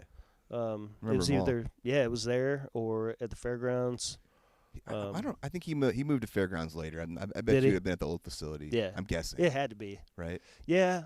It had to be, because there was a couple of years in there. I can't remember the guy's name, but there's a dude that ended up playing for the Marlins. He was a catcher. Like Kansas City and the Marlins played in a World Series. He was in there, and really? He was just he was a nobody. Really? Pudge or Roger contacted him, or he contacted Roger. His wife lived in the area or something. He was always around. I mean, real nice guy. I wish I remember his name, but he was in there, and I remember hitting with him, for a couple of years. Yeah. And all of a sudden, I'm done with baseball, and he's on TV. Because he was a little bit younger than me. Was it an adjustment, like doing all this stuff on your own? Like previously, you're in high school, you're on a team. There's scheduled practices and whatnot. And now it's all on you to figure out what you have to do and manage your time and stuff like that. Yeah, I don't remember it being tough. Yeah, easy. I was one to play hard. Yeah. I worked hard and I played hard. Yeah. And that's it's in all aspects of my life. I love that. Cool, man. Let's move on to year 2 then. So you've got a really strong, first year under your belt, heading into your first spring training here. I'd love to hear kind of like what your first spring training experience was like, and that can be kind of overwhelming from what I think I know. Like tons of guys there. There's multiple fields. It's all day stuff. It's work. Well, I'd love to hear how that went. Yeah, no, it's a kind of the same deal. Spring training, it's a drag. Yeah. I mean, it's every day. Mm-hmm. Early work at 8. I mean, same deal. You just kind of grind through it. I just remember there was 4 fields I mentioned before. There's 4 fields in the Mets complex, and everybody knew what field was what team. Yeah. So if you're on, if you count it 1, 2, 3, 4, your AAA team is on field 1, right? Double A, and so on. So sure. you're on field 4, and all you can do, in between ground ball reps or hacks, in the cage, is look at the other fields and match yourself up with the other guys. Yeah. For sure. And I did that for a couple of years. Uh-huh. I was fortunate, like I said before, to get off to a good start, because they slotted me. I didn't know at the time, but they slotted me on the long season A-ball team, mm-hmm. which some of the other guys alluded to, going to extended spring training, which is a drag. Yeah, nobody wants to do that. Yeah. Purgatory. Yeah. So luckily I never ended up in extended, but just the look on guys' faces when they didn't make a full season team was tough, And are you talking about when guys get released? Or are you talking about full, just okay? Yeah, I mean short season. Okay. Exactly, like early April. It's early April, I think. Usually a season starts April 4th or whatever, somewhere around there. Towards the end of March, everybody's starting to get nervous, because you don't want to spend. I mean, if you go to extended spring training, you're there for 2.5 months. Gosh. Just Yeah. doing the same shit every day, dude. Yeah. Right. And you're playing meaningless games. Yeah. Hard to stay motivated, I imagine. Oh, exactly. Right. Exactly. But yeah, I got slotted with some a good team going to Columbia, South Carolina, mm-hmm. and I remember striking out so much that spring training. That's kind of your first experience with that? Yeah. Mm-hmm. Yeah. Well, I mean, I've struck out a lot my whole life. I mean, even in high school, taking your hacks. Yeah. Don't get cheated type deal. Yeah. But just I started to see some shit that was kind of dirty. Pitch-wise? Out like of pitchers. stuff-wise? Yeah. I mean, my first year in pro ball, I mean, everybody's throwing 88 to 91, but their off speed isn't sharp necessarily. But then, you get hooked up on a long season A-ball team, and these guys have, some of them have played a couple of years, or they're coming straight out of a big D1 school. They can locate off speed. Yeah. A lot of them. Yeah. And they got pretty good stuff. Yeah. So it was definitely an eye opener. I bet.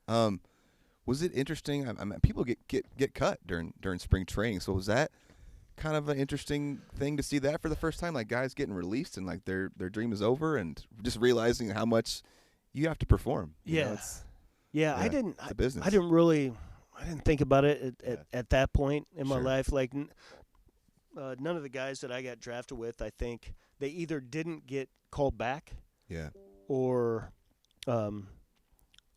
they made a team type deal. I don't remember any of my good friends that I had made the season before actually getting cut. Yeah. Obviously, if they've got some money in you, they'll give you some time to develop as well. Sure. Sure. I mean, so I've got you going to the Pittsfield Mets in the New York Penn League here, short season. Strong year, dude. 264 average, 11 tanks, 19 doubles, a steal, 73 games, 259 at bats before being moved to the Capital City Bombers and the legendary Sally League. 58 games, 209 at bats, 14 doubles, 1 bomb, 220. So did you start off in Pittsfield here? No, so it was actually the opposite. Oh. So I'm starting in Capital City. Yeah. And that's how I dodged extended spring training. Oh, right. So, it was close to the All-Star break. Wasn't hitting well. Not really hitting bombs in BP. Really? Yeah, and it wasn't a short porch, but it wasn't a large park. Yeah. And I mean, one day, a guy named Howie Freiling was our manager, and he and I didn't really get along for whatever reason, but he takes me out and gives me soft toss on the field at home plate. Like, no screens, no tees, no nothing. He's flipping me soft toss, and he says, dude, just try and hit the top of the ball. And we did that, and I do this with my kids, all the kids that I coached growing up, because this changed a lot of things for me. For the better or for the worse? For the better. Okay.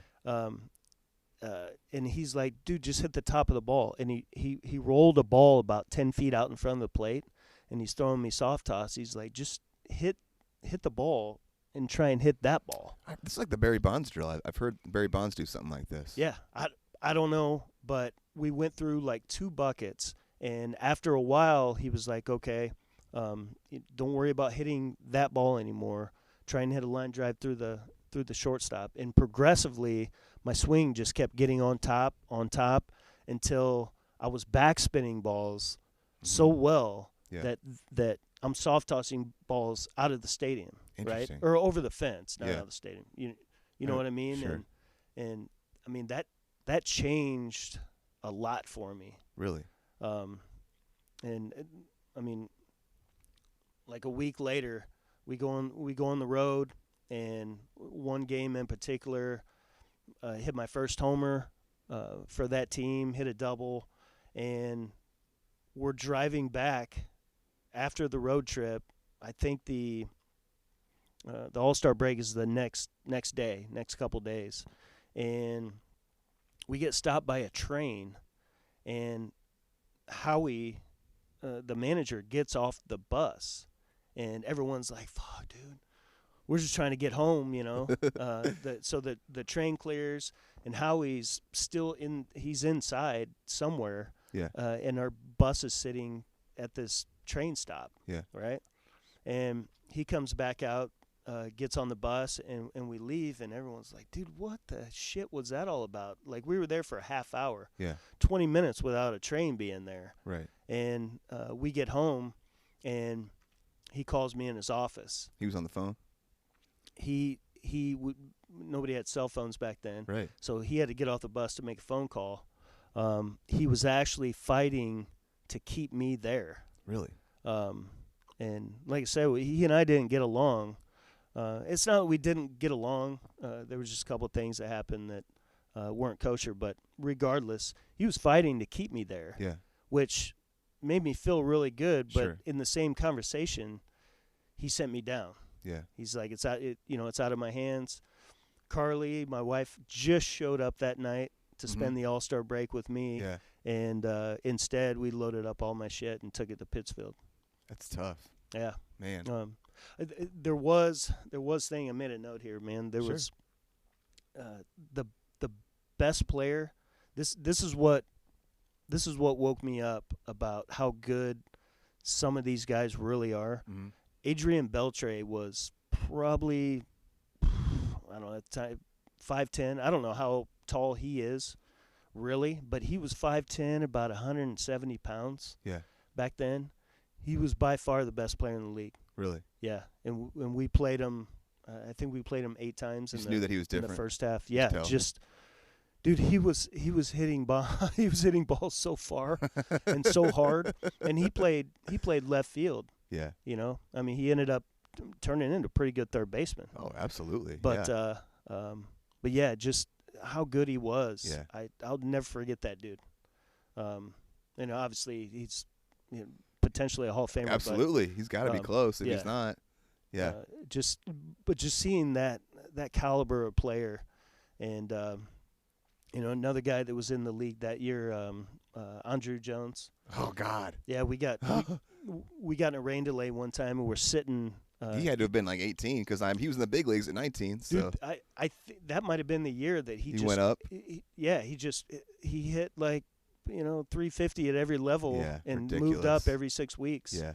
But yeah, he happened to be there when we played him. I think Rafael Furcal was on that team. Yeah. He threw it. He threw like a warm-up ground ball in our dugout on purpose. Really? And, yeah, at one of our players. He was known for having an absolute laser. Right? Oh, yeah. Like he could throw it 100 across the mound. Yeah. Or No, the diamond. I remember benches cleared.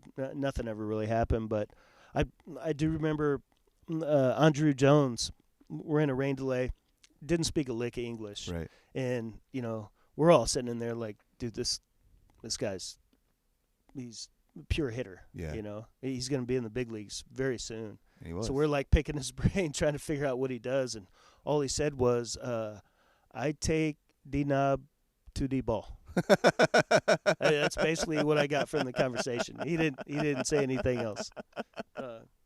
But yeah, that's great. Yeah, he takes a knob to the ball. I Apparently, it works. I want to say I heard like a story of a story of a story, like from Jason Worth maybe, that he had some experience with Manny Ramirez. Maybe it's fucking your story. I don't know, but. I guess some players were like crowding around Manny one spring training, and they were like trying to get tips on hitting, and they were like, Manny, like, how do you hit, exploding sliders? And he was like, oh, easy. He's like, I see it come in, and then I hit it. It's like, yeah. Oh, thanks, Manny. Like, okay. Yeah, appreciate it, bud. Yeah. Great advice. So what did it feel like to get sent down, man? Like demoralizing or hard for you, or just like, okay, this is like something that happens in pro baseball, and I gotta. Yeah, I didn't know what to think. Yeah. I didn't know what to think. I'm sure I was just disappointed in myself. Yeah. I mean, I had an opportunity to do something good and move up a level, and instead I went down a level. Right. But then played really strong in Pittsfield. Yeah, so. It worked out. Let's say that. Yeah. I mean, I got to be, I was playing that year. I was playing with in Columbia. I was playing with Terrence Long. There's a guy named Brian Gainey. A bunch of first, second, third round picks and stuff. And you've played against and with so many dudes. It's crazy. Yeah, yeah. No, I have, man. I'd love to make a list of the names. Yeah, right? all the names. And just I went through every roster you've played on. And I'm just like, oh my God, there's just. Yeah, so many names. No, definitely some really good players. I mean, that was one thing. I don't know if I'm fortunate to be a part of, or it was unfortunate that most of the teams that I played on were good. Right. Like we were always 500. Yeah, I noticed that. Yeah. Yeah, I've got 3 or 4 rings, right. 3 or 4 minor league rings. Even though the last one I won with the Mets, they didn't. I got Rule 5 that year, so they didn't send it to me. But whatever. Yeah, I mean, this 2002 team that you were with, everyone talks about being like one of the greatest AA teams. 93-46. So I mean, just rolling. Yeah. Over teams like. Yeah, that was a fun year. Man. What a ridiculous stat line, or just standing. Sure. How was your kind of living situation? In the second year. Yeah, in Pittsfield, it was a host family situation. Not a lot of housing. Yeah. In Pittsfield, I think a guy that went to, I think it was Oklahoma. His name was Jeff Parsons. He was our shortstop. Mm-hmm. Ended up being a great friend of mine. Haven't talked to him for a long time, but he and I stayed at like this country house. Lived down the basement, slept side by side on twin beds. Yep. Not one of those host families that when you get home from a road trip or a game, they got a spread of food for you. Right. I mean, we were pretty much on our own. They just said, sneak in the back door, go down to your cellar or whatever. It's funny, right? There's like stories of guys that had host families that gave them a car and like they were in a mansion and had like fridges stocked with beer and fresh food and like they had to do nothing. And then there's stories of guys that had, I mean, shoot, dude, I had a host family one time that they had no AC, they had no internet, and they had no food. So I was like, man, this is yeah. Oh, I couldn't live without AC, man. It was rough, man. I went out and bought like 4 fans. I had them like, on me at all times. I was trying to steal internet from the neighbor and like. That's how it goes, man. Was there any doubt creeping in? So this was kind of your like we said your first kind of when you were with Capital City, hitting 220, that's your first kind of taste of not really excelling, I guess you would say. Mm-hmm. So can you remember where your head was at with that? Yeah, I don't know. No, okay. Just, I mean, it was a struggle, man. I mean, if you've seen my stats, I'm sure. Sure. I think it was a lifetime 230, 225, 230 hitter. Yeah. In my opinion, it's harder to be that hitter than it is to hit 300. I mean, it just kills your motivation, and it's all you think about. Yeah, consuming. I mean, I just remember a lot of times, especially late in my career, when if I could get a couple hits, then I could take a night off of not worrying about it. Yeah, beating yourself up. Man, I get that deeply, dude. Yeah, and obviously to be a good player, you have to put in the work. You hit early hitting every day. Yeah. Everybody does that, whether you suck or you don't. Yeah. So that's just part of it. Yeah. But just letting your brain take a night off. It's nice. Yeah. It can be so draining to be kind of scuffling at the plate, and it's like you don't feel like there's any end in sight. You're just like, Jesus. Yeah. How do I get out of this? Exactly. Exactly. And then I'm sure that's how it was. Yeah. I mean, I mean, you asked what it felt like to go to Pittsfield. I got a fresh batting average, Yeah. So it was. It's nice. In hindsight, it was great. Fresh start, and you played well.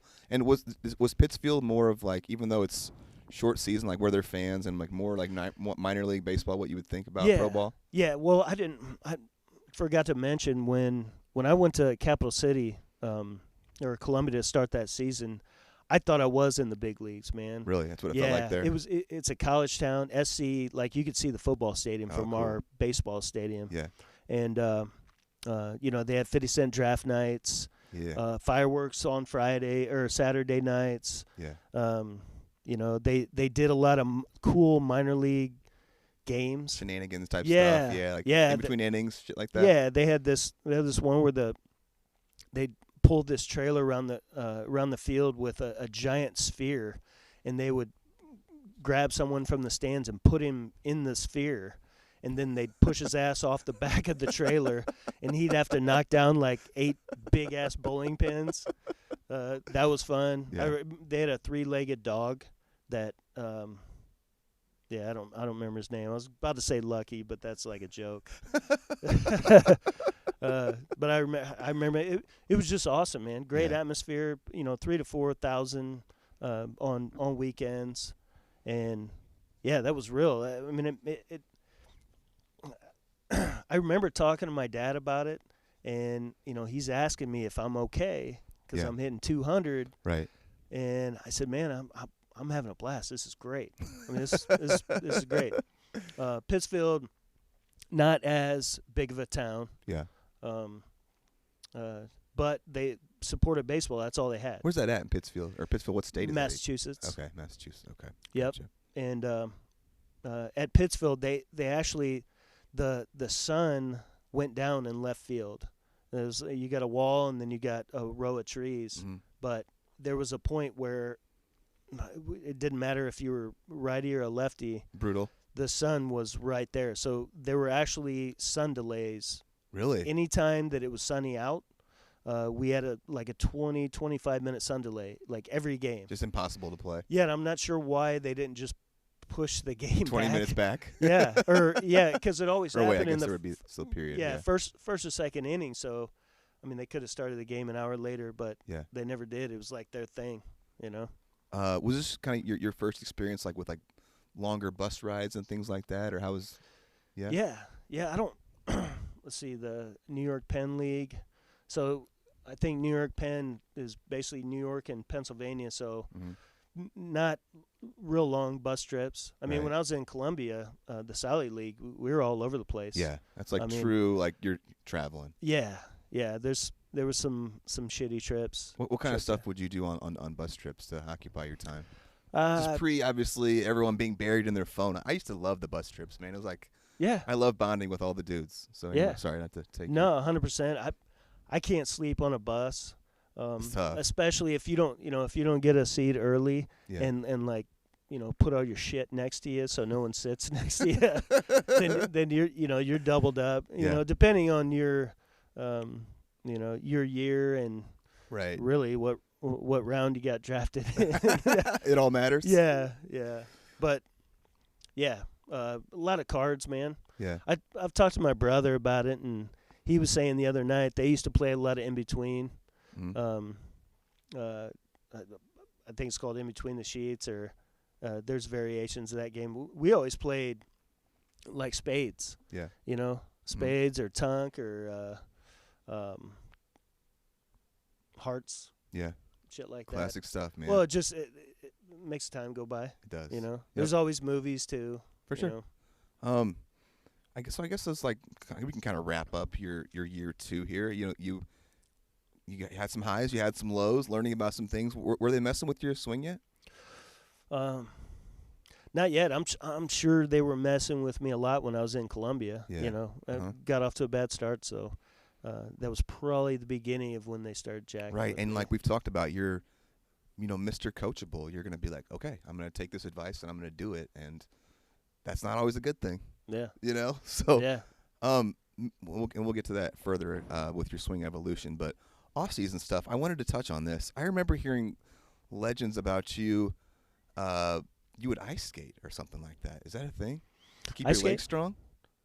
Is that wrong? I don't know. Someone told me that a long time ago. We didn't do it to make our legs strong. I had a couple buddies that worked at the Nelson Center. Okay. And just cool. I wasn't a great skater or anything, but we go in there and put on the skates at night and play hockey. Oh, that's cool. Shit like that. But I didn't do it for any training purpose. Oh, okay, gotcha. Well, what would you do conditioning wise in the off? Would you play basketball or anything like that, or run? Or? I always hoop, man. Yeah. Played SRD with my dad. Yeah. And I mean that's one of the best memories of my life is getting the opportunity to play sport with my dad. That's cool. Yeah. I mean we played hoop in the SRD league for 5 or 6 years. Yeah. We played softball. Yeah. Spooner tournament, Lake League, shit like that. I mean, that's fun. That's one thing I can't wait, or I hope that I can keep my body in good enough shape that, when that time comes for Crew and Brody to want to do something, I can still do it. Pretty cool that Bobby was still in good enough shape to do that with you, right? Like, dude, wow, what a testament to him. It's pretty wild. He's known for that, right? He's a runner and all that stuff. Yeah, no, 100%. He beat cancer a few years ago, but before that, he was running 5 miles, a couple times a week. Yeah. It was always a thing too. If I hit a home run some night, and he happened to run however many miles that day, he'd do it again. The next day he's running that many miles. And if I got on a home run binge, man, Bobby was running. Oh, he was in the best shape of his life. Yeah. I love that. He said, after, and I remember checking in a lot with Casey when he was going through his cancer stuff, and now he says he's got some neuropathy, but he still gets on the elliptical and goes for 5 miles. Like you can't stop Bobby. No. Can't stop that guy. No. I love it. Yeah. No, he He's always been a fit guy. Yeah, he doesn't know how to not. And that the funny story about him, playing football with Fuji and guarding him hard, running routes and shit as a 40-something-year-old. Yeah, man. Yeah, I think I'd have a hard time doing that. And I'm 39 right now. Yeah, right. Just play defense a couple times, and I wouldn't want to go D up a high school kid right now. No, I don't think it goes so well. Yeah, no chance. No chance. Okay, cool, man. So, anything different about this kind of off season, or kind of similar? Still doing your thing at Pasta House and working out. Yeah, Pasta House. Did the instructional league thing again. Oh, you did? I think. 2 years in a row? I think I did that for at least 3 years, maybe 4. And are you at the end of the year? Is there any sort of are you getting any temperature from the Mets organization on how they feel about you? Are there exit interviews or anything like that? Or I don't know. Yeah, I don't. I think in the lower levels, I don't think they really did that. It was just like, man, you guys played good this year. We'll see you next year. See you next year. Yeah. Yep. Baseball America was the only source of communication for the public, really, I love about Baseball America. About organizations and what they anticipate. And I think somewhere in the first couple of years, I think they had me slotted in Baseball America. They did a top 10 on prospects on every team, and I think I was 5 or 6. One of those years projected to be in New York by 1999. Pretty cool to see something like that. Yeah. Be recognized like that. Oh, sure. Yeah, right. Yeah, it's cool, man. Yeah. You get to see your picture in there with stats and where you're supposed to be. When you're home in the off season, are you feel like people are treating you differently at all? Like, like Corey Erickson's a pro baseball player now. Like, it's a big deal. Or? To be honest, I hope I didn't walk around like like I was cool dude or whatever, but I did feel it, Sure. I hopefully my friends would tell you that I never treated anybody any different, but everyone says that. Yeah, you were really humble. It was cool though. While everyone else is either going to school or they had a job. Different. Yeah. My job was done for the year. I get to get to kick back. I wasn't making any money at my job, but my job was fun. Would you go and like visit friends in colleges and stuff like that? And just to get that experience a little bit. Was that cool? Bunch of trips up to ISU. Yeah. Springer alluded to. I went down when him and Lou Dog were down at Kentucky Wesleyan. I went down there and hung with them a couple times. Went out and visited Joe at ORU. Yeah, Oral Roberts. Mm-hmm. Yeah. I try to get around, man. For sure. It's fun going and visiting your Yeah. boys and whatnot and seeing how they're living and doing it. And sure. Yeah. Was there ever a part of you that wished you had gone and played college baseball or anything like that? Or baseball, probably not. Yeah.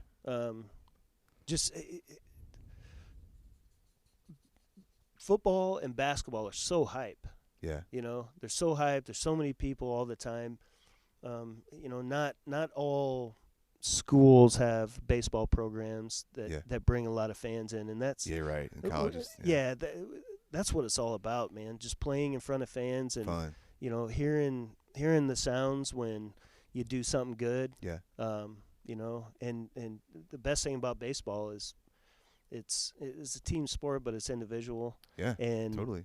There are as a hitter, there you get 4 chances to showcase yourself in a game, and no matter how many people are there, they're all watching you because you're hitting. Right. And that's cool. It is cool. It is cool, and yeah. You do good things, and the fans start to recognize you, and they're introducing you to their kids before the games and wait for you after the games to get autographs. Like that's what it's all about, man. There's something really cool and intimate about minor league baseball. Like I've got such a soft spot in my heart for minor league baseball. Like you're so much more connected with the fans and stuff, right? Yeah, you could touch them. Right. Yeah, like what Carly told me some funny story about some, for lack of a better term, baseball Annie. If you guys know what I'm talking about, cleat chaser, baseball Annie. Cleat chaser. Yeah, but that's funny. Some woman like really had some kind of an infatuation with you, and like made sure she got your hat or something like that. It was like some old sweaty hat, and Carly was like, "Yeah, you can have that gross hat. Like, he's still mine," or something. Like that. She was a young girl. It was kind of awkward because she seemed like she was in love with me. I might have hugged her at some point, right? Just to be nice, but it was weird because she's 14 or 15 years old, right? And her parents would drive her to the games.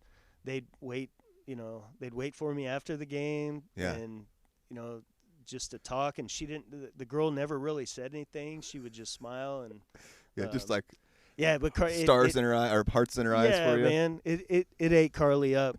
She knew that it was no big deal, but right. She didn't want. It's gotta be interesting being a significant other like Carly, and let's just be honest. There are some women that like baseball players, and like they hang around, and Oh, sure. Yeah, that's just kind of the way it is. Yeah. You know, that would be.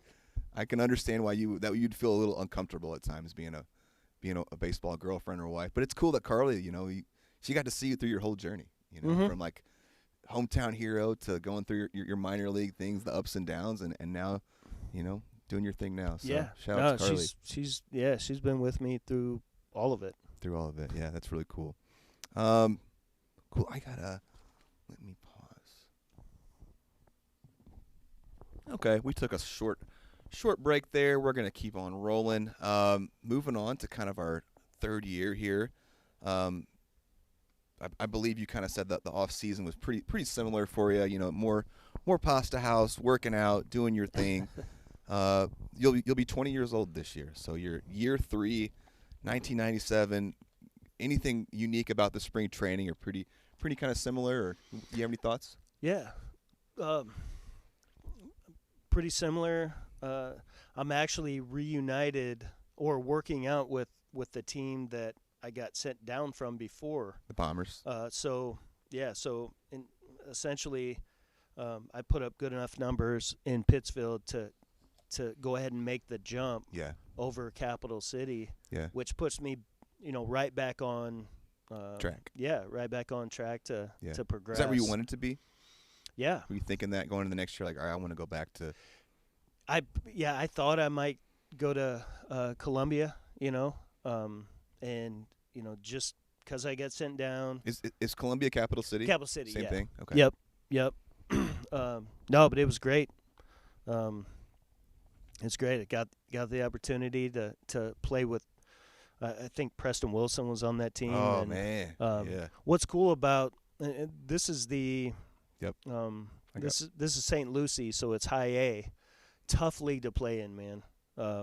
Parks are deep. Florida State League. Yeah, Florida State League, graveyards, all the graveyards. What do you mean by that? Just hard to hit them out? Yeah. Yep. Yeah, major league fields, major league dimensions, right? And in some cases bigger. Right. And thick Florida air too. Yeah, boy. and the ball just not carrying right. And you're you're drenched, your pants, everything. Yes. You got swamp ass about 5 minutes into whatever you're doing that day. Yep. I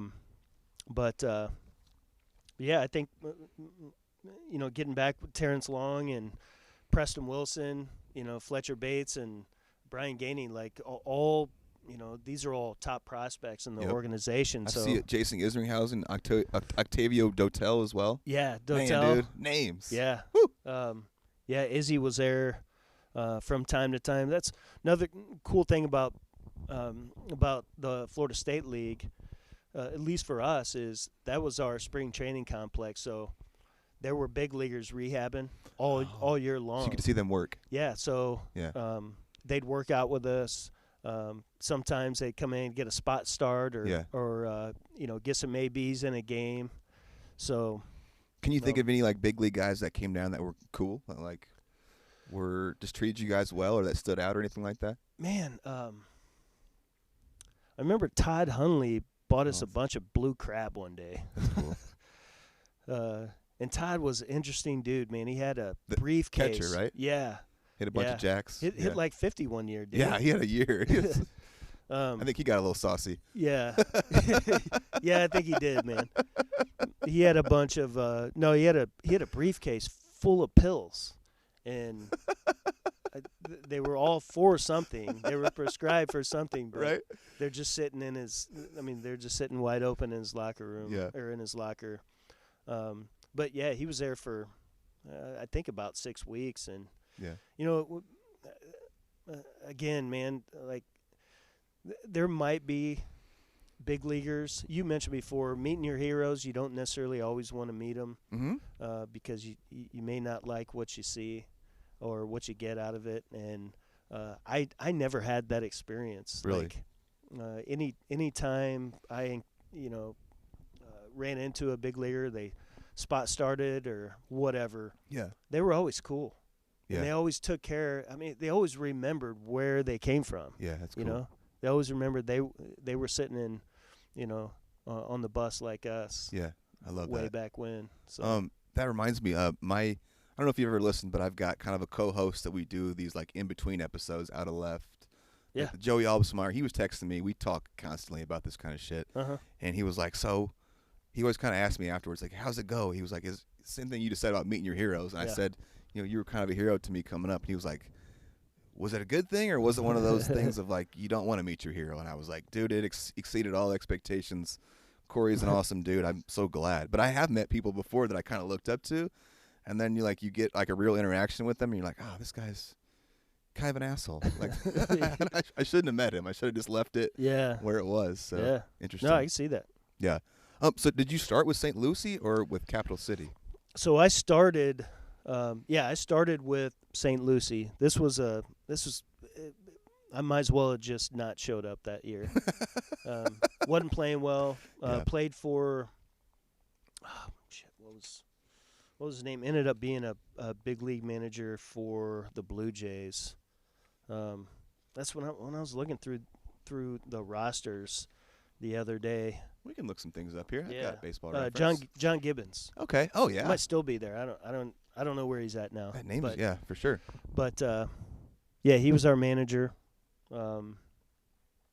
Again, I said this about two managers. He and I didn't get along, and I don't want to say that we fought or he had a problem with me, but I think some managers / coaches kind of took my quietness or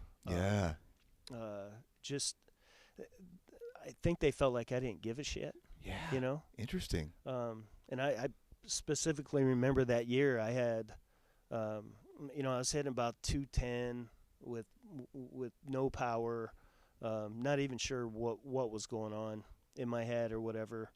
And he gave me a bunt sign in a game, and I took two balls, so I'm 2-0, and he took it off, and I took a fastball right down the middle and didn't swing at it, and he basically called me out in a team meeting after the game, and I didn't have an answer why I didn't swing at it, and I really don't know why. Just sometimes you freeze. Yeah, for sure. Little glitch. It's happened to all of us, especially when you're scuffling. You know, you're looking for that right pitch. You're indecisive. Yeah, and and even in that situation, it's probably first and second, nobody out. I'm 2-0. I'm probably thinking, shit, don't swing in a bad pitch here. Right. Because you get to 3-0 and then you get on base and you do your job and you get on base. So sure. Who knows what I was thinking, but I remember, shortly after that, I remember hitting coaches coming in, just different rovers, and they would all pull me aside and it's like, man, what's going on with you? And they're asking me about my, my off the field life and my family and stuff, and there's something wrong with Corey because he sucks type deal is what it is basically what they were saying, and it really the more the harder or the less I succeeded or the more I failed, I guess, the harder I was on myself. Yeah. So I probably shut down even more. I don't got even quieter. Yeah, and if I'm if I suck, I'm not going to walk around the clubhouse all happy all the time because that's not how I feel. It's tough. It's tough to put on that happy face. Yeah. When you're scuffling. But it's a double-edged sword, man, because if you're not enjoying the game, you're not successful. Right. Yeah, totally. So, I guess I did it to myself, but I feel like I got a bad rap for just being quiet, just because I was quiet. Yeah. And I always played hard though. Right, I always hustled, always played hard, always swung hard, threw hard. I did everything right. Yeah. I just didn't act like I was having fun. Yeah. And to be honest, I wasn't. It doesn't sound like you were this year. Yeah. This is a pretty tough year for you. Yeah. So I, took a lot of punches there, and eventually got sent down. Yeah. Ended up back in Capital City, and I was only there for 6 weeks, 8 weeks, and got hit with a fastball, broke my wrist. Really? Yeah. At the end of your season? Yeah, just finished it up there. Probably ready for that season to be over with. Yeah. Well, something interesting about that year. So I get there, and I had played with a guy. His name was Tim Bishop, pretty good player. I played with him my first year, but he's on that team, or was on that team, like a week before I showed up. Nobody in the organization knew about this at the time, but I show up, and John Stevenson, my first manager from rookie ball, is the manager there. Okay. And he wasn't the manager there to start the season. There was another manager, and coach, bench coach or whatever, that were gone. Yeah. And come to find out, I think it eventually came out in the paper, but I guess Tim Bishop, they were in the back playing cards, coming off a road trip some night, and I think they had a few cocktails back there, and Tim Bishop and a guy named Randy Vickers, his roommate, were driving home on, I think it was Broadwell Road, which is like a main road through Columbia, and it's like a 5-lane, and either blew a tire or something happened to his car, and he stops right in the middle of the road. This is like 2 a.m. on whatever night, doesn't matter, and Randy gets out of the car, or actually they both get out of the car, go to the median, and one of them was like, hey, I better turn my hazards on. So Tim Bishop gets in his car, turns his hazards on, and at that time a car comes just over the hill and hits him and knocks his door off his car. And Randy explains it that he flew over the median and landed on the other oncoming traffic. Who knows what happened after that? I think that was enough, but he died. And, oh shit! And Randy was traumatized. Oh my gosh! For life, he ended up quitting baseball at the end of that year, or wow. I don't even think he made it the rest of the year. But a lot of things changed within the organization that year. Really? Not that alcohol was allowed on buses, at least at the lower levels, because you got kids that are under 21 anyway. Right. Yeah. But more strict about policies and stuff like that. There was an extreme lockdown on everything. Man, that's tough stuff. Yeah. Yikes. Shoot. Yeah. So I guess moving on then. And you played with some dudes this year too. Any thoughts on like Isringhausen or Preston Wilson or any of these dudes, or like just any like things? Yeah. I mean, just really talented guys. Yeah. I mean, Isringhausen's just. I mean, he's wild. I heard a story about him. He was showing off for somebody and fell off the second balcony at the beach.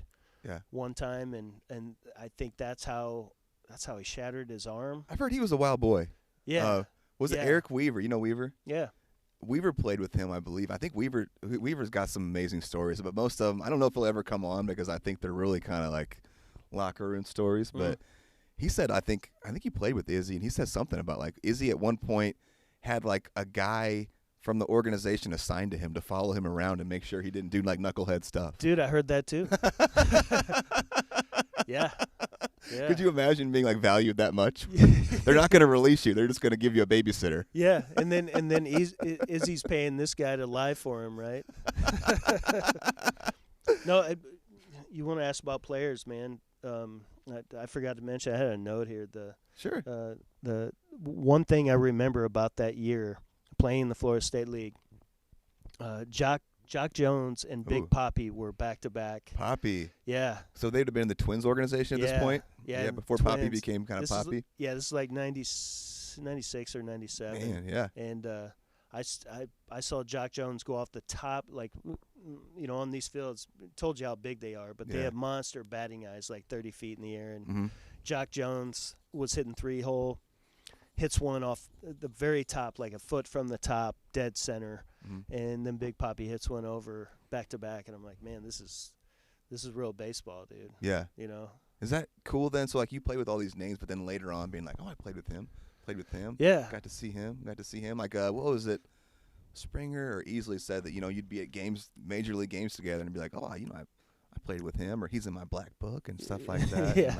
And like, black book. Any other notable guys in your black book? So black book being his book of dudes he hit jacks off of. Yeah, man. I always think of Wainwright because he's from around here, and a lot of people would know him. Would know that name. Got him. Yeah.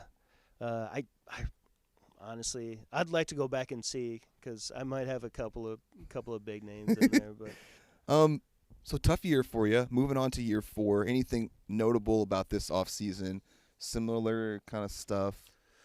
Yeah. I apologize, man. My off seasons were pretty boring. No, I mean I'm just seeing if there's any kind of change, like year to year, or what were you working on this off season? Because this was kind of like a scuffling year for you. Was there like, did you come home and think I need to work on this to progress, or? Yeah, it was always hitting the ball the other way and using the whole field. I mean, thing is, man, I could do whatever I wanted in batting practice. Yeah. I could drive the ball wherever I want, as far as I want, and I just never took it into the game. I never wanted to give. I knew my best bolt was straight away left. Yeah. And I never wanted to give that up. I hate to say that, man. It's selfish. Yeah. It's stupid. But I never did. How are you getting beat? So the pitchers are obviously figuring out a strategy to get to you here. How are they beating you? Just staying away. Yeah. You would think they'd try and come in off the plate, and I hit a lot of balls that were borderline gonna hit me type deal because you'd light up if the ball's coming inside, but it was hard in, soft away. Yeah, pretty classic. Right? Yeah, and if they came in, it was way off the plate, and that sliders, like just disappearing sliders, the ones that start right down the middle, and then you're halfway through your swing and they're in the dirt, or you feel like a real asshole. Yeah, you wave at it, you're like, oh god. Yeah. Don't you hate when someone yells from the stands like, "What are you swinging at that for?" And it's like, I'm trying. Yeah, come on, dude. Come up here and see what this looks like. It looks like it's a meatball down the middle, and then all of a sudden it disappears, and you look like you're waving at it. Yeah. No, it was about that time, I think, in my career, or just the way it was. Maybe it was getting to the higher levels, but it seemed like everyone that came in from the pen was throwing, 92 to 94 with an 88 mile per hour slider. Like that's fastball slider. I mean, that's just, and if you get your pitch early and you miss it, you're screwed. That's it, right? Yeah, You're the done. higher you get into the game, the less mistakes that they're making. Yeah. So you have to capitalize when they do, right? Sure. Yeah. Sure. That's what they talk about at the big leagues. Like, you might get one good pitch to hit in at bat, and if you miss it, well, sorry about you. Yeah. Well, and you heard a lot of guys say how many foul balls that I hit. Yeah. Whether it be a line drive in the dugout or a bomb foul or whatever. I mean, those are wasted opportunities. Yeah. And like you said, man, if you hit your one pitch foul,